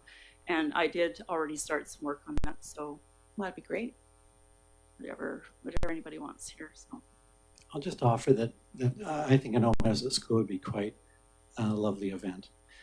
I'm less interested in the sort of a scattershot, and I don't mean that negatively, but of a whole lot of topics. We've got a lot going on already, and I feel like, and we have some events that are occurring to take a look at those ideas. And so if we did focus on the school and maybe focus on or opportunity for people to learn about volunteer opportunities in the community or something like that, I think that would be a fun evening or a fun afternoon. I'd be less excited about every single topic that we're all working on, being showcased, just the amount of work involved and what product there might be from it. But I'd like the idea of you guys kicking it around and seeing what might come. So I think it's a worthwhile discussion for you guys to have. And whether I win in that argument about focus or Wilder, that's up, the committee can think about that. That's just one little piece of input, and you've heard from others as well. All right, so do we need a motion that, council approve the Healthy Communities Advisory Committee to just look into the possibility of a community-wide event at the school. Chair, take that as the motion, and that is the second. And any further discussion? All in favor? Approved. Thank you. Does that conclude your report, Councillor Epp? That does conclude. Thanks so much. That was lots of material Thank there. you. Thanks for all your work. So I guess I'm next up with the Environment Committee and some things that are going on. I'll just mention we did have a seminar on the subdivision process on February 26th, and very nice to hear from Ron Mattiusi, who's a consultant and a planner. And it was a very informative session. I think it was well received by council, staff, and residents in attendance. Unfortunately, due to a technical glitch, it was not recorded. Mr. Pyatt has offered that we might repeat the seminar at another time, but we'll try and figure out, some ways of cementing the information that we got, and we'll see where it goes. In the meantime, I want to say thanks to Mr. Pyatt for organizing it, and thanks Councillor Shukin for convening the meeting. This year, I participated in the 2025 coldest night of the year with councillors from Colwood and Langford, in the walk in Langford. I wonder if anybody else joined in Souk or in town. Not this year. We had coordinated previous years, but not so much this year. It was a good event. I think the money raised was going to go to the Therapeutic Recovery Center, the Seaview Royal, and some other activities from our place. And so that's kind of was a good purpose, and happy to have been involved. The mayor mentioned the CRD Regional Water Strategic Plan public consultation at our last meeting, and I just to take that opportunity again to mention tonight that there's a survey that closes on March 31st. You can access it through a link on the district website or the CRD website. Clean drinking water, of course, is a terrific asset, and your views are important. There was some clearing of unexploded ordnance at Mary Hill recently by the Department of National Defense, and folks had noticed some flagging tape and things like that. I'm not sure if it's done, but they are out there working the land a little bit to get rid of anything they can find. And the message to the public was if you saw anything that you were concerned about, not to touch it, but report it into 911. Tomorrow we have the Mayor's Tea, and I'm going to join Mayor Little at that at 2 p.m. here, and encourage people to drop in and chat. Let us know about your concerns, and we'll try and answer any questions that we can. As part of the agenda package, I put in an outline from MEASC about a biodiversity and natural areas or natural assets plan for Metchosin. It's meant to align with our OCP and reflect a wide range of activities already underway in the district, supporting stewardship of our natural environment and ecosystems. This all started actually when MEASC got the referral for the Beckingham subdivision. And when we got looking at it, we provided a report back to the approving officer. And we looking at the official community plan at section 2.3, where sensitive ecosystems are identified. Beckingham wasn't there, and it's an important wetland, that piece of property. So we also, looking at section 2.3, what the plan says, the official community plan says is, hey, while the plan is in existence, we should be adding the names and locations of all the sensitive ecosystems we can identify in the district, so that they would become part of the plan and become known in terms of limiting impact of development on those properties. So when we started looking at it, we were realizing, gee, we need to get at it and identify those areas and map some of them. From that, we began thinking about looking beyond just those sensitive ecosystems, but biodiversity in the district. Of course, biodiversity is the building blocks for our lives and for planetary survival. And Metchosin is very rich in biodiversity with the carnivores we know about, so close to town, bears, wolves, and cougars, and the big elk. The biodiversity project, some of our local group has identified, I gather, only one other community has identified more life forms within its boundaries compared to Metchosin in British Columbia. And then we have our regional role. We're well known for our rural nature and the preservation of forest and farmland. So this council has, of course, declared a climate emergency and a biodiversity crisis, a global crisis, and saying we're going to pay more attention and do what we can. And this setting up a biodiversity plan is kind of part of that. We've also advocated UBCM for provincial action and funding for biodiversity protection. And we identified that kind of plan like this in our strategic plan. National assets, what that's about, the nationally, the Public Sector Accounting Board is turning to the local government, saying we should have asset management plans for all of our hard assets like roads and buildings and everything else. And now the move is afoot that we actually identify natural assets because of the value that they hold for us. For example, if we fill in a wetland, then we end up having to deal with flooding. So if we take care of a wetland, then the water gets slowed down and we don't have such trouble and so much financial, don't have to bear such terrible burdens when we have the kinds of problems that we get into with atmospheric rivers that we saw over on the mainland. So good financial management means we're going to get onto this. You've had a chance to look at the outline, and what I'm hoping is that you might provide me some comments either tonight or in writing following the meeting. MEASC is looking for feedback, and we're prepared to manage the project. We're sharing the outline. Since the MEASC meeting, I added a few things to the plan. So this is version 1. We strengthened the wording around the conservation area zone at P4, the one that we're thinking about for the bufferland, Councillor Shukin, that idea of if we set up a new conservation zone, maybe it could be used in different places. It might not be called conservation zone, but whatever is decided in the end. We modified the vision statement slightly from the MEASC meeting, and then added language about the local conservation fund that Councillor Epp was mentioning a moment ago. So the outline would go to staff, to our planner, to the Shaanu Nation, the Agriculture Advisory Committee, the various organizations mentioned in the document.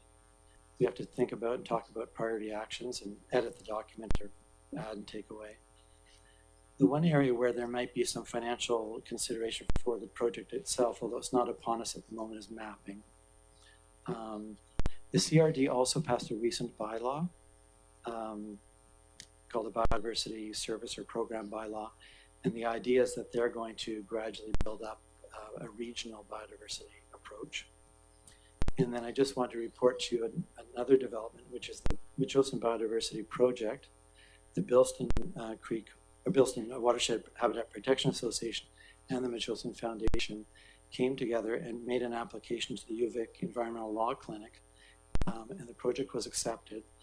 And the project that what they've asked the law clinic to do is to take a look at the bylaws in Metchosin relating to environmental protection, and then recommend to us what changes might be appropriate around protecting biodiversity, sensitive ecosystems, and natural assets. The product would be a public report prepared out of the UVic Environmental Law Clinic with recommendations on bylaw reform. So developing this plan at the same time as this request from some community groups, I'm hoping can come together and we can get more and more serious as we're able to on protecting sensitive areas. So any comments tonight or thoughts or ideas about proceeding? Councillor Shukin. Thank you, Councillor Gray. I look forward to hearing more about the natural asset component. And, I think we're probably all familiar with the classic, what's become the classic case of Gibson's and their natural asset inventory. And especially something like an aquifer, I think Mr. Payet's Stomping Ground is a similar thing, where you have an aquifer that supplies the community, and of course, if it's lost or damaged, you are short of a valuable asset. So how that applies to Metchosin would be, it'll be interesting to see. And your example about the wetlands and flood prevention is a good one. I found myself quite interested in and kind of excited as I went through the plan. As it moves along, the question might be is how to make it practical. And if there's once this gets formulated, even doing a bit of an annual schedule. I mean, invasive picking is a big one, but just invasive picking, watershed and stream side restoration and stuff like that. So it's possibly a kind of a neat place for a whole bunch of groups to sort of meet and co-lease. So at least be aware of what each other is doing. So, Thank you. And you're right, the Gibson's project is quite helpful to look through and see, and the aquifers, I think, is it their first or their second big priority? Mayor Little. Yeah, thank you. Thank you for this, the possible outline. Certainly for all our assets, including engineered assets as well as natural assets, the goal of the asset management is the same usually. In other reports that I've seen is sustained service delivery. And so this involves balancing the levels of the service, the risk, and the costs associated with it. And so the caveat is that with engineered as opposed to engineered assets, green infrastructure or natural assets have co-benefits like carbon sequestration, increased oxygen in the air, that kind of thing. And so I was, similar to what Councillor Shukin said, I'll be looking forward to more tangible or more practical elements to this high-level plan that is the draft here. As well, often when a natural asset plan is implemented, prior to that there's an inventory done. So it'd be nice if there's some kind of an inventory of our natural assets, and I'll be interested to see how this will be relating to that sustainable service delivery within the district, because otherwise I guess it should be called a conservation plan if it's not going to be related to actual services. Anyways, those are my thoughts. Thank you very much. Councillor Epp. I'm just wondering how this relates to private property.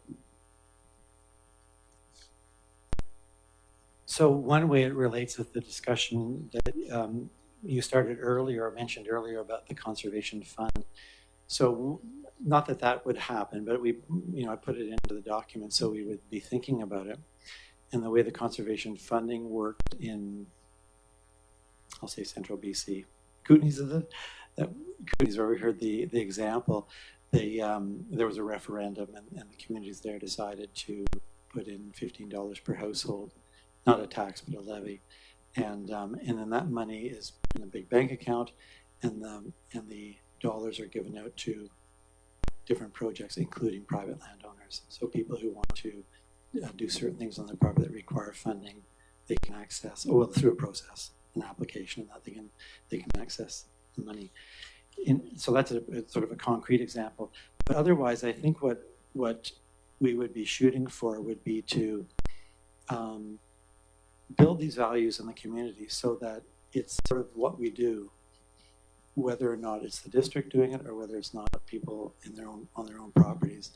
And we have the example, I think, in the Bilston Creek or the Bilston Watershed group where the work's done on both private and public land. So people get involved, they're interested, they welcome people aboard. MISC, the Metchosin Invasive Species Cooperative, is working on some, at least one very large private property. So the notion is to, it's how we walk, it's how we talk, and people get enthused about it and get involved. That's just a couple of thoughts, but I think the notion is to be both about our public land, but also trying to talk about how, what Metchosin stands for.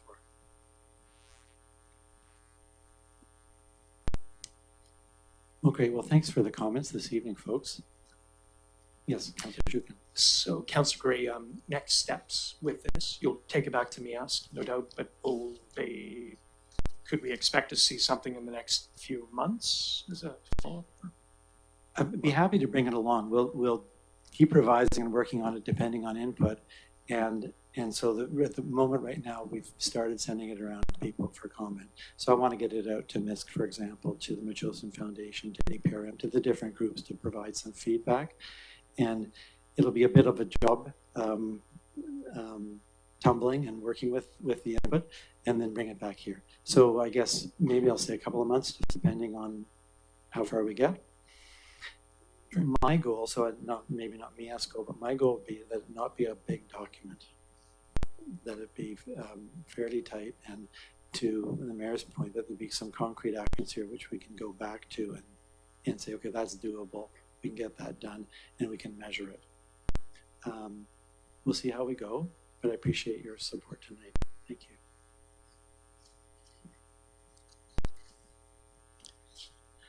Well, that ends my section in terms of the environment and natural areas portfolio, and maybe now we can move Councillor Shukin to community planning. Great. Thank you. Thank you very much. A few things to run through, beginning with the report on school finances and management matters. And thanks to Councillor Donaldson, as well as Mr. Payette, Mr. Creek, Ms. Miller, Fire Chief Dunlop, and also Tina as well. And we all had a share and input into this. And again, this was, the impetus was this, for this was at our meeting in January, and Councillor Donaldson and myself were tasked with doing this report to look at financial matters, revenue expectations, human resource needs, booking matters, and then high-level operation matters. So committee, there's some other work here that flows from the plan. We can maybe talk about how we do that, but the one thing I should have asked in my report is maybe a motion to receive it at some point. So if I could, I just wanted to run through the report really quickly.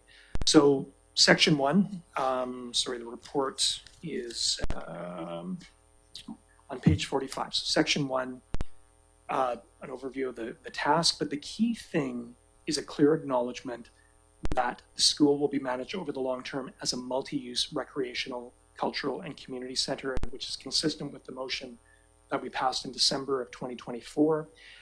But with that, we're talking about recreational, cultural, and community center. So that acknowledgement drives prioritization of uses, rates for use, revenue expectation, and then again, management and operations practices. So again, rates are, you want to set them so there's a cost recovery element, but you don't want to set them too high, so you might exclude people. So one of the balances there. So section 2 clarifies that the report is only focused on the newer section of the school, and the old section, as we know it, is under lease for MACA.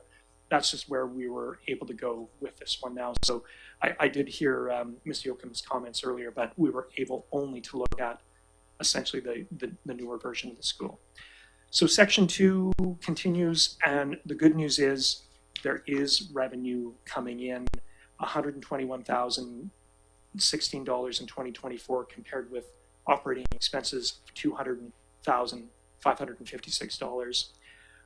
That covers where the revenue came from, a mix of rental and lease payments. That revenue offset cost to a level of about 60.3%. One thing that to keep in mind is the continued evolution of the school. So remember, it was purchased in 2017. The big event of getting the funds to renovate the gym occurred in 2019, I believe, with the last council. And then we're now able to move it along in terms of getting people in the gym and in the classrooms. So section 3 covers the recommendations, and this is where we might have some further discussion. So key ones are that we set minimum cost recovery at a 60% level, that the user definitions be developed further, and clear definitions, that we keep the classrooms open for rent with one exception for a possible lease arrangement, and that we look toward developing a name for this facility that better reflects its actual use. And section 4 contains the draft vision for discussion. Just a quick word on this. It begins with an overview of the prioritization of the uses and what we want the facility to be: a place to exercise, learn, create, engage in activities that foster personal growth and social connection. it also notes that it serves as an important public safety function as well. The second paragraph emphasizes the facility's finances, which are of course quite important, particularly at this date, right this time. So key thing, community use is prioritized, but we will always keep our eyes open for revenue generating opportunities. So, and then it closes with a look back and a look forward. So now section 5 I found the most interesting to go through or to develop, and I want to thank Mr. Creek especially for his input in all of this. And so it's a projection of revenues over the next 5 years, and also a look at how that revenue we expect it to offset operating costs. And I wonder, Mr. Creek, could you walk us through the numbers, how you generated these and what we should take from them? Thank you, through the chair. As you said, we've the district's generated over $100,000 revenue for 2024 compared to a budget of just over $60,000. So the number is going to be far better than what was projected in the financial plan from 2024 to 2028. The projections from 25 through 29 based on the district getting an additional lease in the school, so that's going to help bump up that number and solidify some revenue coming in. And then along with the classroom, the fire chief has found a number of additional training courses to go in there, so that's where we're seeing a bump in revenue there. And then as the pickleball club indicated, they are using it significantly now. It's ramped up throughout 2024, and then we're now collecting a good amount every month in 2025. So it's likely to even exceed the estimated revenue that was based on a number from January when we received a payment, and then I just extracted it out. So that'll be higher. And then, as Councillor Shukin had mentioned, the recovery of about 60% kind of falls in line with a market analysis that Saanich had done in 2019. We showed their facilities ranging anywhere from a high 50% to all the way to 90%. 90% was on a golf course, and the other ones that had slightly lower had either a pool or a hockey rink. The one that compared to us was the 60% just had a gym and a few rooms for rent. That's our closest comparison. Based on experience, it's basically what you end up seeing at a recreation facility in the community. It's not 100% cost recovery. The 60 to 70% level is really what you end up getting, because as Councillor Shukin had mentioned, do want to keep it open to the community and not exclude people who are less fortunate than others. And so, based on those numbers, as you can see on the lower table, we do take a bit of a dip in 2025. That's because we did have the rental to Elections BC in 2024, which generated a significant amount of money. But with full years of leases in 2026, we get back up over 60%, and we are able to drive that forward to a really, really nice number. Again, hopefully 2028, with the same Election BC in there, and get up to 80%. But going forward, we're looking really good. If we can get one more lease on top of the one that we hope to get in 2025, things will be looking really good. But the amount of money that we're getting from training revenue from renting out the classrooms on a daily basis, we only need to rent that thing out 72 days to basically cover the entire year of lease. And we're on track for that already for 2025.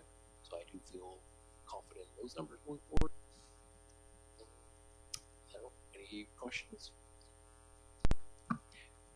Well, I've got one. Mr. Creek, it's stated here that the revenue projections are based on conservative estimates. Just verify that you think that's appropriate. Thank you, through chair.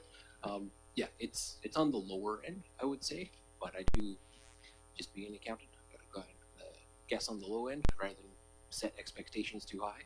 So I feel this is I'm fairly confident in these numbers coming forward. Anything extra from additional training coming in, perhaps West Shore actually locking in for the long term, thanks to the uptake in their courses, we can exceed these numbers, but based on a number of factors out there. Maybe I could ask a question, Mr. Creek, which is as regards the, you mentioned training revenues. Do training revenues show on the diagram here, or would we need, or the chart rather? Through the chair, yeah, the training revenue goes into the classrooms. So they're just renting out the classrooms on a kind of a daily basis or a weekly basis in the case of the Coast Guard this year. But on a daily basis, $250 a day. And if we hit 72 rental periods, basically it ends up getting what we would collect on average from police. And so maybe the question would be, as the training, there's training done also by the fire department over there on its own? And are those numbers recorded here, or would we need to set up a bill back or something like that to demonstrate? Through chair, if there's training taking place in the fire department, we do not have a rental fee for that booked in. So I believe that would all be based on if she's doing her own internal training for recruits or internal staff, there would be no revenue associated with that. It would only be in the case of bringing other people in. Well, that's where she basically puts any of that training out in the school. Make her money. It just makes me think that it would be helpful, just as the years go by, if we did an arrangement where there was actually a charge to the fire department, just in the paper, bill back arrangement, we'd be able to see how much the fire department's using it well. It seems like it's one of the important uses that we have. The second question I had was, I went back to our third quarter finance report, trying to sort out, of course the number is not there because this is a little bit further along in the year, but the 2024 operations is $200,556. That appears to be the entire school. Is that correct? Through chair, that's correct. That's the whole, all the utilities, insurance, everything. Yeah. That makes it difficult then when we move to a percentage, because it's sort of a numerator denominator problem. The numerator doesn't include MACA and the denominator includes MACA. So picking a number like the 65% is hard to equate until we get a little bit further along. But I'll mention something about that a little bit later. Yeah, no, it's a good point. Yeah. Sorry, I just have a few more things to say then. One of the things that I was hoping to do with this is, again, we have this question about lease or rent. We had talked about that. My assumption for the longest time was, yeah, just simply we're going to lease the thing out as soon as we can. And in discussion with Chief Dunlop, Mr. Creek, Mr. Payette, there is the possibility of doing very well in terms of renting 2 of the rooms and the potential of leasing 1 of the classrooms out.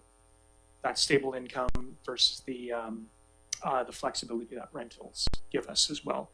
Setting the cost recovery threshold, I think, is really important. And to me, that's one of the things that's come out of it. Maybe we're going to look a little closer at that, though, because if we decided to bring on some sort of a staff member, a contractor, volunteer, or whatever, we need to keep that in mind as well, that we're always looking at that cost recovery threshold.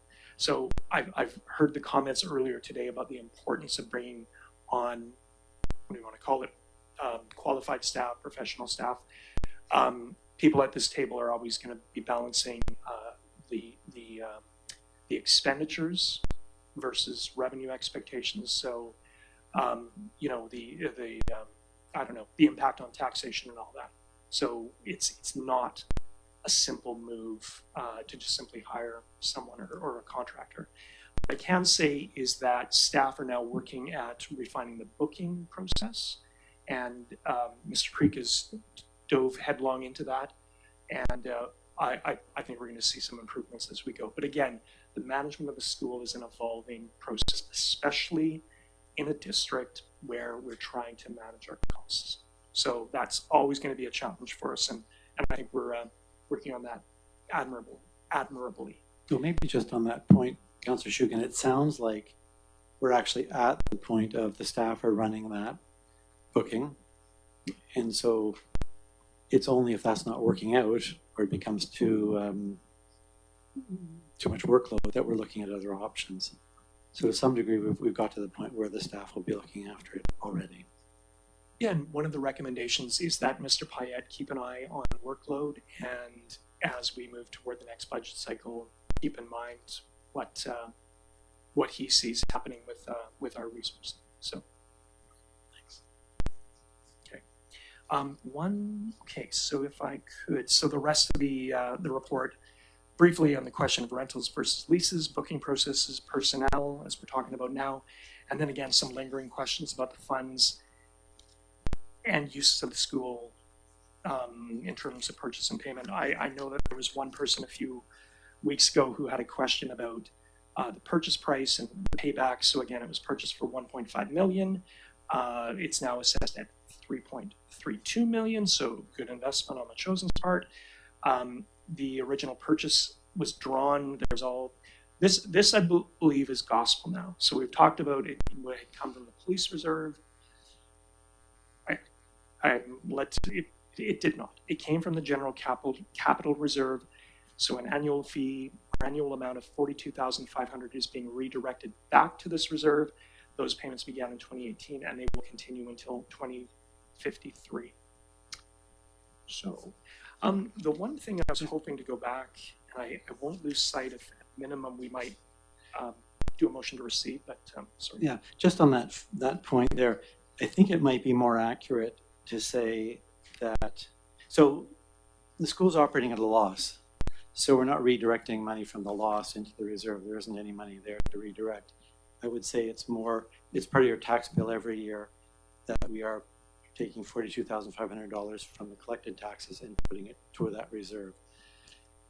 It's in the school section of the budget, but it's not really coming from the school per se. Okay. Yeah. Mr. Creek, Mr. Creek, sure. From your accounting perspective. Through Chair, it kind of depends on how you want to look at it. You could say the revenue is going to pay back the school, and then all the operating costs are supported by property taxes. Or you could say, no, it's like all the revenue is going to pay off the expenses, and then the property taxes are going back to pay off the reserve. I guess it's half dozen of the other. Sorry. I guess the point is the school's work is operating at a loss, so it's hard to say the money's coming from there particularly. But fair enough. Thank you. So back to section 3. There are a number of recommendations made, quite a few actually. The first one is that the vision and guiding principle statement be shared for input for council and community input, with the goal that it articulate community desires for the facility. Now, I think that the vision is not just sort of a nice airy-fairy statement that hovers over everything. It's something that actually should be used as a test in case there's conflicts with, groups wanting it. Say someone wants to come and use the gym for 3 months. How do we deal with that? Hopefully the vision might help us sort of understand. Or, a great new idea comes forward. Like a third party wants to come and lease out, the facility and run it for us. So does the vision help us with understand what our decision might be around that? So Councillor Donaldson and I have put forward a vision. I don't think either of us think it's, 100% there, but the question I have for everyone is your thoughts and maybe how do we work to improve this or further test it? And that's on in section 4. And I'm happy to come back from your input. Councillor Donaldson was really great in terms of helping guide this, so she and I can provide another draft if we want to. And maybe we might answer that question and then ask for questions about the document as a whole, and then come to our list of 1 to. Yeah, sorry. No, that's okay. I think it's a good question. I'll say I quite appreciate the vision, so I don't have any comments about it right now. One thing I do notice, though, in what we got from Carol Voigt just earlier on, consulting our main clients and considering their feedback. So probably, although we'll talk about it, it would be good to check in with users and others. But any other comments about the vision just now, Mary Little? Yeah, thank you.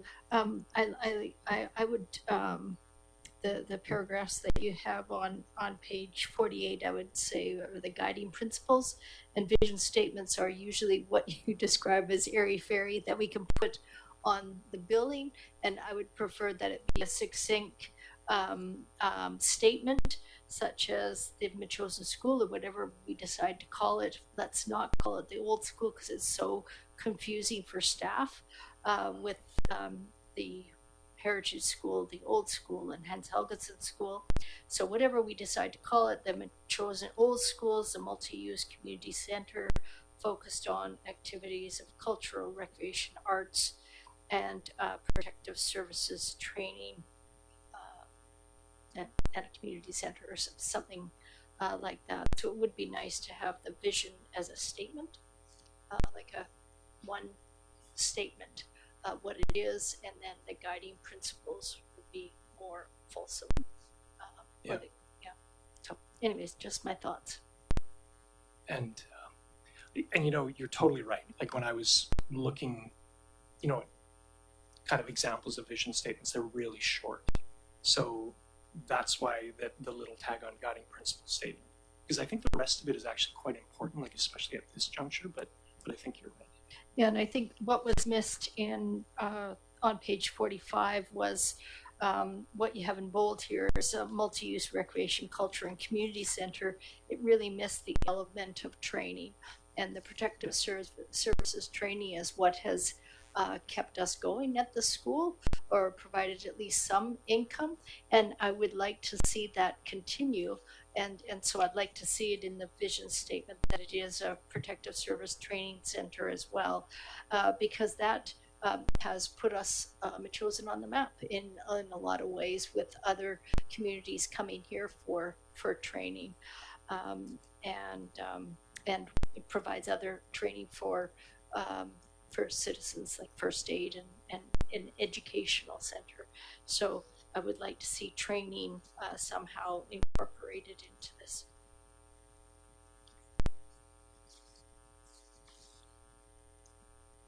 Councillor, did you want to add anything at this point on the vision statement? No, I kind of agree with Mayor Little on those statements. I think it should be short. I think on where it is on page 45, the part under emergency services could maybe include the training in there. But yeah, I think could be a little bit revised, but I do appreciate the report, appreciate the work Councillor Donaldson, Councillor Shuka, and staff put into it, because it is really nice to have it and to use as a basis to move forward. I just want to say, as my colleague Councillor Shukin has suggested or mentioned at the very beginning, this document has evolved, as has the whole school site, for a number of years. But even going through this in the last month or two, the vision statement, interesting the comments we're hearing right now, because we shrunk it, we grew it. We shrunk it, we grew it. And so Councillor Shukin says, no, Shelley, we have to go back and have more. And we did put the training in there. We just called it something a little bit different. We changed that around a number of times too. So it is always evolving, and we did recognize that, yeah, it has to be shorter, but we really want to give as much information as possible for us to at least have a foundation as the committee as a whole could actually chime in on. So appreciate the input on that. Thank you. Thank you. Mayor Little. I was wondering if I could ask through the chair to our CFO, what is the projections, or the revenues that we receive from the other half of the school, from the MACA and the art part? What revenue does the district receive from that? Through the chair. So that money is actually included in the lease number at the top. And in 2024, we received just under $7,700. Oh, say that again. So for 2024, the Art Pod and MACA, the revenue from that was $7,700. Correct. So follow-up question to that, Mr. Krieg. So in some ways, the current situation with MACA, the just back to the point Councillor Gray made, like if we're looking at revenues from the whole building, the 60% threshold is pretty accurate now in terms of like including the MACA side. Through Chair. Correct. Yeah, Okay. like that's all the revenue that we have. Yeah. From every angle in that Right school. So that's everything plus the expenses. So it is included in there. Okay. It's just not great. Okay. Right. Okay, so that's helpful. Then I could see it on the expenditure side, but because the note had said we're restricting our discussion to the side of the school directly managed by the district, I assumed it wouldn't be in the revenue side. But that does raise a different point. Really, a lot of this discussion is kind of about maximizing or seeing where where the numbers will land. But we haven't tackled the MACA side yet, and there are some issues there with regards. We appreciate the role of MACA and all that they do in the art pod, the senior center, but we have commercial renters on that side, and my understanding is they're paying rents that are less than might otherwise be available, putting us in an awkward position with regards to the community charter and not being able to subsidize businesses in any way, like at arm's length or however you do it. We're just not able to do that. So we probably have to come back to that question before we land on the percentage, what makes sense, what we're able to do and not able to do. So I just raised that issue of, delving into the MACA part so we can get to just that with regard to the recommendation of that particular recommendation about income versus expenditure. Okay. So, Councillor Gray,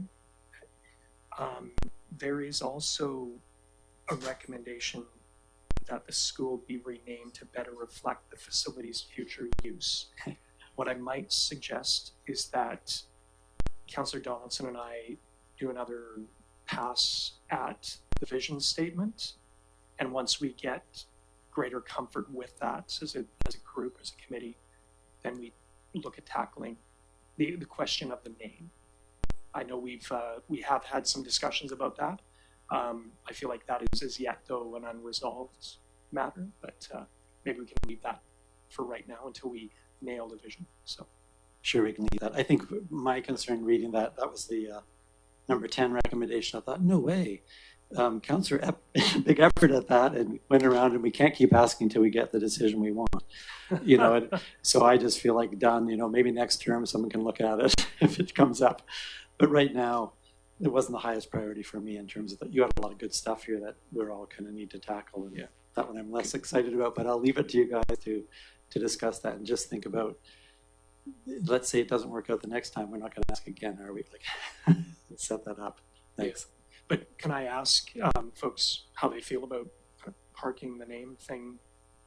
Like, again, it's even a question of whether we take it on or not officially. Well, you heard my point of view, just park it, but others can speak. I don't want to park it. I think we need to decide on a name so that it can be on leases, it can be on advertising. People don't wander around trying to find a school and not find out that it's actually not a school, but yet it is a school.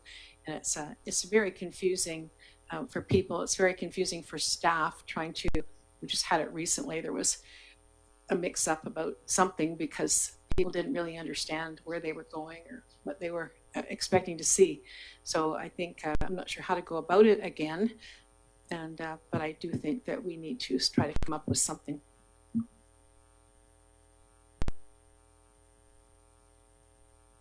Councillor Johnson.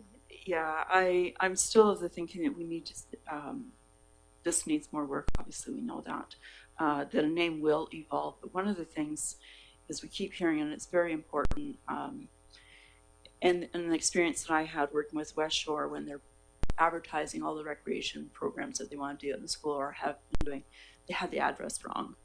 They had it at the actual museum, and so I said, well, just don't even worry about your little sandwich board that says this. However, and I looked it up, on the assessment website, it's got the right address, but when you go to Google it, it doesn't come up. It's just a matter of contacting Google or whoever it is, the business's contact, so we know the appropriate deliveries go to the appropriate address and not, have a package delivered to the museum that's not open in the winter. But we do need to get that be known, known. Right now, it says Metchosin School on the side of it, so people can see it. But if your GPS isn't directing you to appropriate address, that is a problem. And I'm certain that that can be dealt with right away, for sure. And I think, Mayor Little, you've spoken before, but on the name question, Yeah, on the name question. So I'm interested in bringing this back. Once you have done some more work on the vision, solidifying that, then we can move forward with renaming it. I think it really needs to be renamed because it causes so much confusion. And if we are going to be advertising, having one consistent message, the old school, the chosen school, I think we just need to call it something reflecting the vision. The multi-use facility. I don't have any suggestions right now, but I don't want to park this, but I'll bring it back for further conversation once we have the vision nailed down. I think you got what you need on that one, Councillor Schuch and Councillor Donaldson. Yeah, consensus seems to not be to race ahead, with all due respect to Councillor, but keep thinking of the names though. So. I did have a question just in terms of the work, and you're talking about this being something you're still working on, and that was managing expenditures. So we've got stuff here about income, but just a single line about expenditures. And we haven't really looked at that in the budget process because, well, it wasn't the nature of our review earlier. When I did go back to look at the third quarter, I couldn't quite see where the $200,000 number came from. I'm okay with that. It's a real number, I believe. But I think it might be helpful for our CFO staff to look and say, well, is there opportunities there to manage our expenditures a bit better? I don't know. I don't know what's there. The thing I just wanted to note was the value. We're talking about that 60%, and we maybe have to wait until we get to it.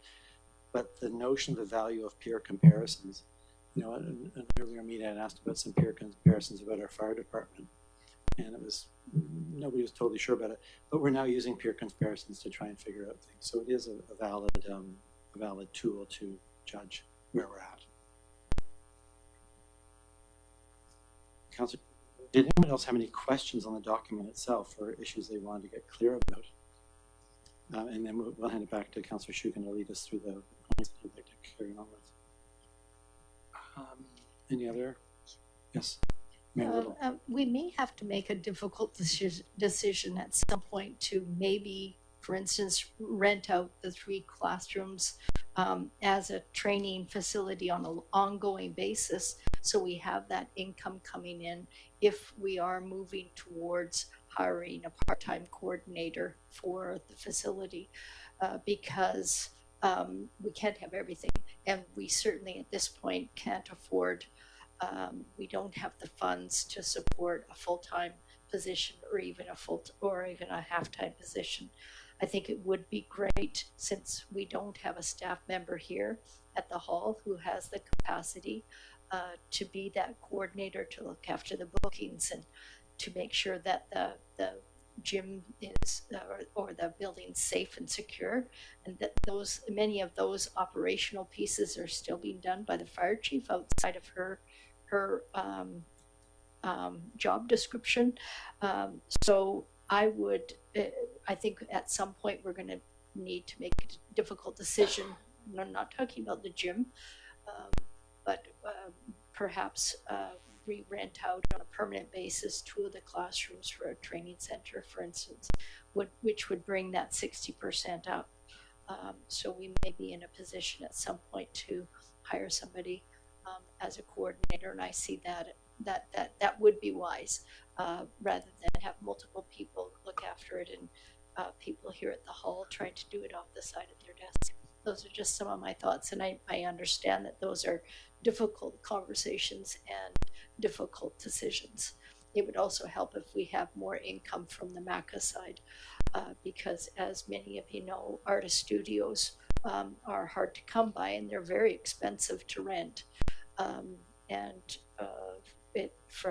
If we're receiving $7,700 for those, that the rent obviously is very small for each of those artist studios. Okay, thank you. Thank you. Councillor Shukin. So the just touching on what Mayor Little was just saying about the recommendation is that 2 classrooms be open for rent by the community, first responder, commercial clients. Then the recommendation that follows after that, that a leasing option be explored for at least 1 classroom. Now, part of the goal with this is to give clarity, direction to staff. And I just wonder if we're ready to dig into that a little bit more, if Mr. Payette thinks he has time, or because again, one of the key questions that led to this is, do we lease all of the classrooms? Do we rent all of the classrooms? Yeah. I could offer a thought, which is following on Mayor Little's intervention, the language here is at least 1 classroom. So if the market out there, if there's somebody who says, look, I'm happy to buy 3, let it be known there are a couple of classrooms available, and see what comes. And the market might answer that. That may or may not be helpful, but that's one idea. Yeah. Mr. Pyatt, did you want to add something on that? We are currently working with an entity for the classroom, potentially, through word of mouth. So we could potentially advertise spaces available.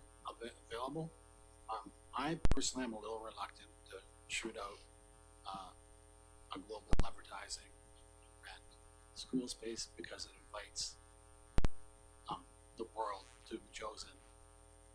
And careful what you ask for. So I think we should do this methodically.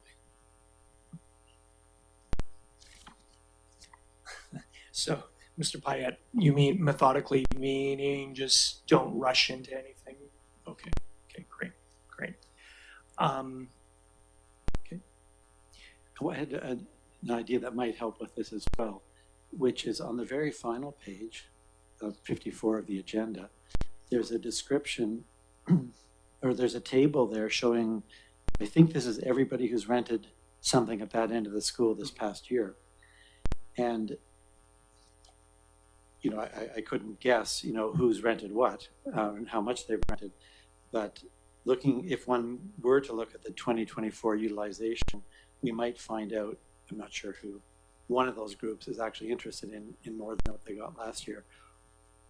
It might help the workload question as well. If we just contacted all those groups and said, what are you interested in? Have you gotten anything you'd like? And just, so in other words, be proactive that way. And then find out if what's that market, not the big ad publicly, but just confirm with these people what their interests are. Maybe there's one of these as a standout leaser or a potential lease. Okay. Without knowing, it's hard to say because we don't have the information here, but I'm sure that Mr. Creek can assess it out for Councillor Shukin and Donaldson working on this. Great. Okay, so Councillor Donaldson and I will go back and add to this, I think, and revise it further, especially around the vision. But yeah, I think that sounds good. The Councillor. I just thought we'd move receipt. Awesome. Thank you. So moved by Councillor, seconded by Mayor Little. Councillor Shukin. Yeah. Hey, I just again want to thank everyone, and I just mentioned that no AI was used in the generation of this report. Well, wait a minute. That's kind of retro. Blood, sweat, and tears, I guess. So no AI. So thank you. Yeah, I think that sounds good. I just had one other comment about the report, and I appreciate all the work that's gone into this. So thanks to staff and to the councillors involved and others who provided input. And that was just when we're looking at the rents, I guess, or if we get going on the MACA side of it. We have an arrangement, I think, where we have the shared expenses that turns up, and again, we've seen that in some of our documents. But just the idea of when we look at rents, we're going to be less than in the city, I presume. But we do want to pay off things like our insurance, our maintenance, our utilities, so that the rents are covering those things, that we're not, subsidizing all of the operation. And then how high the rents be, I guess that compares to, again, to the market, so that we're not subsidizing for the commercial renters. Right.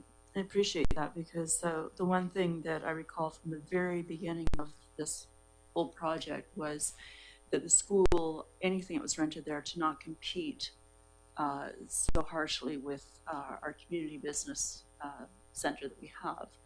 And so that we be complementary of that, as well as the complementary aspect to both the community house and the community hall when we're bringing in things, so that we don't undercut anybody. We all actually work together more holistically. And so keeping the rents attainable for a rural community so we can actually attract people here, but not so low that, it doesn't help our other businesses. So we want to be good neighbors in that regard too. Right. Now, we touched on the pinks, I think, that came in here. At least we're trying to tackle the issues that are in here, and it may be that you'll want to have some conversation with folks about that as you work forward. So can I call the question? Oh, Councillor Shugan. Yeah. So I'll call the question. All in favor? That's approved. Thank you. So I have just a few more things through my update. I'll try and go really quickly here. Parks and Trails matters. You asked Councillor Gray about Duke Road East. So we have had some conversations with our contract engineer. They've done a site tour or a site walk of Duke Road East. As yet, there's been no report prepared, no as yet budget estimate or anything like that. That will come in time. I'll connect with Mr. Pyatt as to how it reaches people at this table. So it's a work in progress. So Parks and Trails Master Plan, really quickly, we're underway with it. We've dedicated or identified 2 subcommittees that will work on the plan. And again, these folks will look at specific elements of the Parks and Trails process, Parks and Trails Master Plan process. I've got it here, like Parks and Trails standards, management plans for the parks, future priorities, etc. And then another group will be like more the drafting group and the public engagement side. That material comes back to the Parks and Trails chair. Table. Relevant information will come back to this table as well. Like the following. So we identified a number of values and principles that we want to begin with and identify in terms of informing the Parks and Trails Master Plan. So things like connectivity, the fact that we build trails in a meaningful way to connect, whether with to the Galloping Goose, for example, or with neighborhoods. Respect for the environment, so support for wildlife corridors, we've heard that several times tonight. Manage risks like invasives, flooding, potential fire, and again, confirm matters like this is the goal. Confirm matters around our approach to mountain biking, commercial dog walking, and dogs in parks. I think we kind of know that now, but just touching more specifically in terms of our parks and trails. Acknowledging First Nation traditional ancestral connection to the lands, also accessibility, and then support for new opportunities. I guess I'm coming to council to see if there's anything you might add to that list. One I had, it's a really obvious one, is that the natural environment is one of the the central elements of Metchosen's character. So, and I think Parks and Trails has a big role in that. So that's one I think I'm going to bring back to people. But if you have any thoughts. Yeah, I don't have any right now, and others seem nodding, I think, to what you've laid out. But perhaps we could all take a look at it and offer any thoughts that we can take along. I think generally I like it. Is this, and I just don't know, are these driven out of the existing master plan, or more that you're developing a new what to do? Some of them come out Not of the... complaining, by the way, just curious. Yeah, some of them come out of the existing trails master plan, yeah, like connectivity, for example. Yeah. So, yeah. Great. One of the things I think that I'm, maybe we're all concerned about is as the population grows on our borders, we're going to have more and more people. I was talking to Jim Nan about this the other night at the Active Transportation Network get-together. And I'm not sure I've got the right language, but it's kind of like hardening our parks, or being ready for more people coming. What are we going to do? And so it doesn't really fit a vision or something, but dealing with more traffic. I'm excited that people come to Metchosin and enjoy the natural world here. And I particularly think of the regional parks that are set up and ready. Our smaller parks are not so ready in the sense that they're ready for the smaller, less use. And somehow balancing that so that people come to the big parks from the city and less so to the smaller parks that can't take it, I guess is what I'm thinking about. So I'm back to your protecting the environment and protecting the trails. So anyway, just to add that idea in what hardening of our parks need to be done. And I mentioned at our last meeting, I was hoping that the beachheads might be incorporated in, and that's maybe a location where we will be having the most traffic. And how do we approach that? I'm sure there's good examples down in Oregon or up in Tofino or wherever there might be, just ideas of whether it be signage or whether it be parking, limiting parking, or where the garbage receptacle go when we eventually have to do that. Can the CRD help us with that, even if it's not theirs, or they contract to pick up the garbage? Those sorts of ideas I'm wondering about. I'm not saying they necessarily need to be in the plan, but things that come to my mind.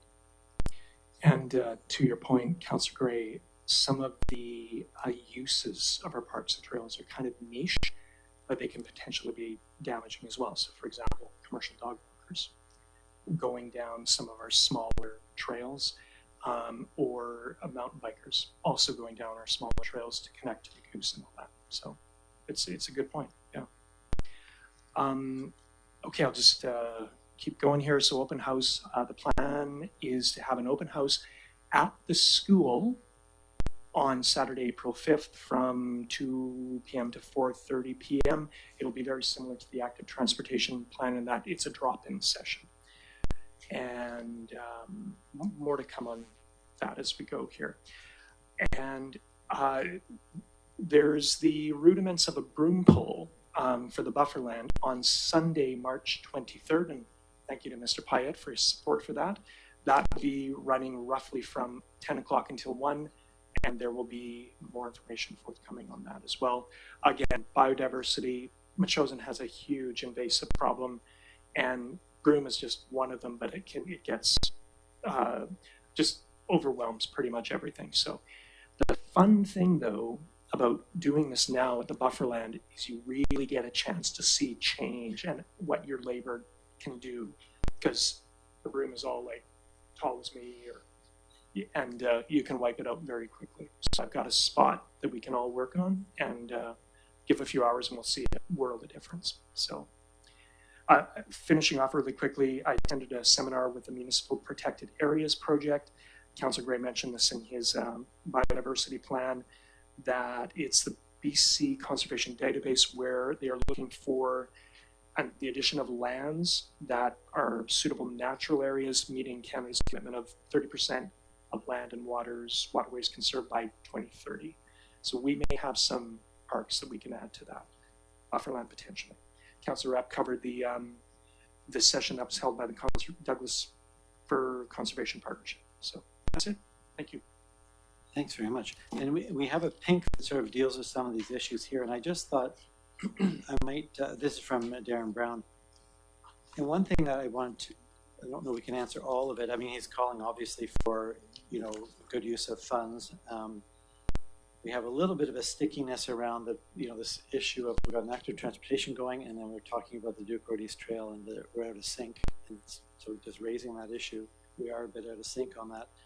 But the one that I thought we could speak to usefully tonight is the use of subcommittees at PTASC.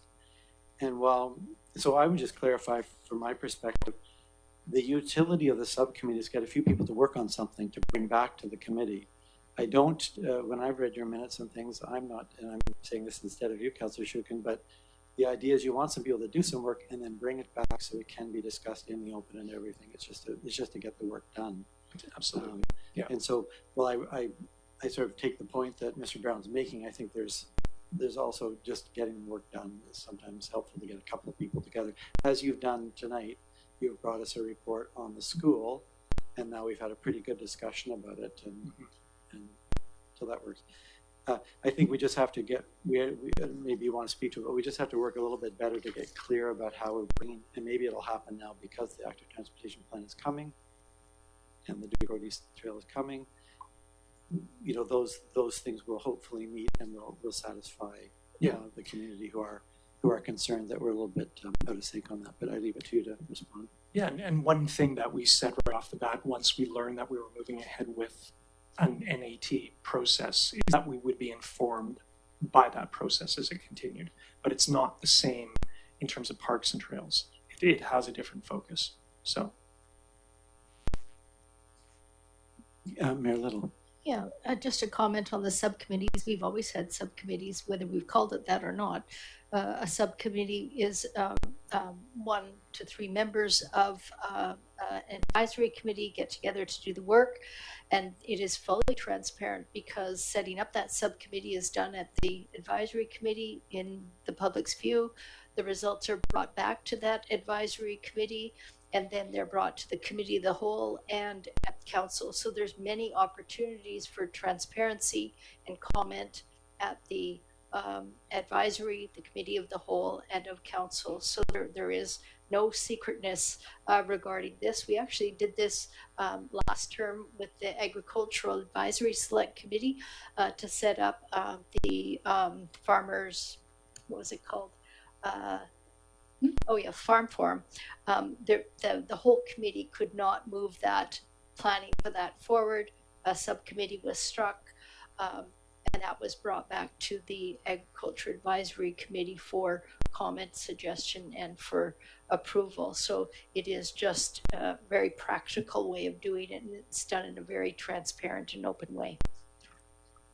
Thank you. Councillor Donaldson. Yeah, we did that with Healthy Communities back when we were doing the Village Squares as well. So it's sort of a brainstorming, and so it starts out at an open meeting. They go off, they do their work, bring it back, and then it is discussed at an open meeting. So, you know, there's no secrets or anything. It's just they're getting the grunt work done, which is great when you can break out into, and the Ag Committee's looking at that right now for another project.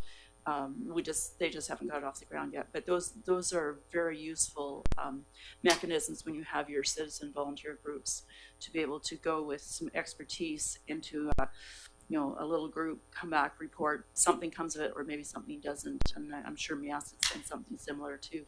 But this is common.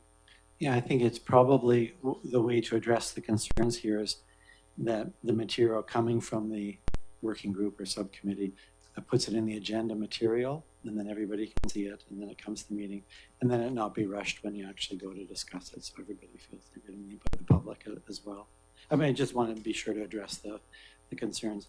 And then I'm thinking that obviously the money question that's been raised, well, that's going to come up in the active transportation plan itself. If not the Duke Road East discussion. I don't know if you want to add anything else, Councillor Shukin. No. So, great. I think we may have come to the end of our meeting if you've ended your report. Yeah. So I take a motion to adjourn.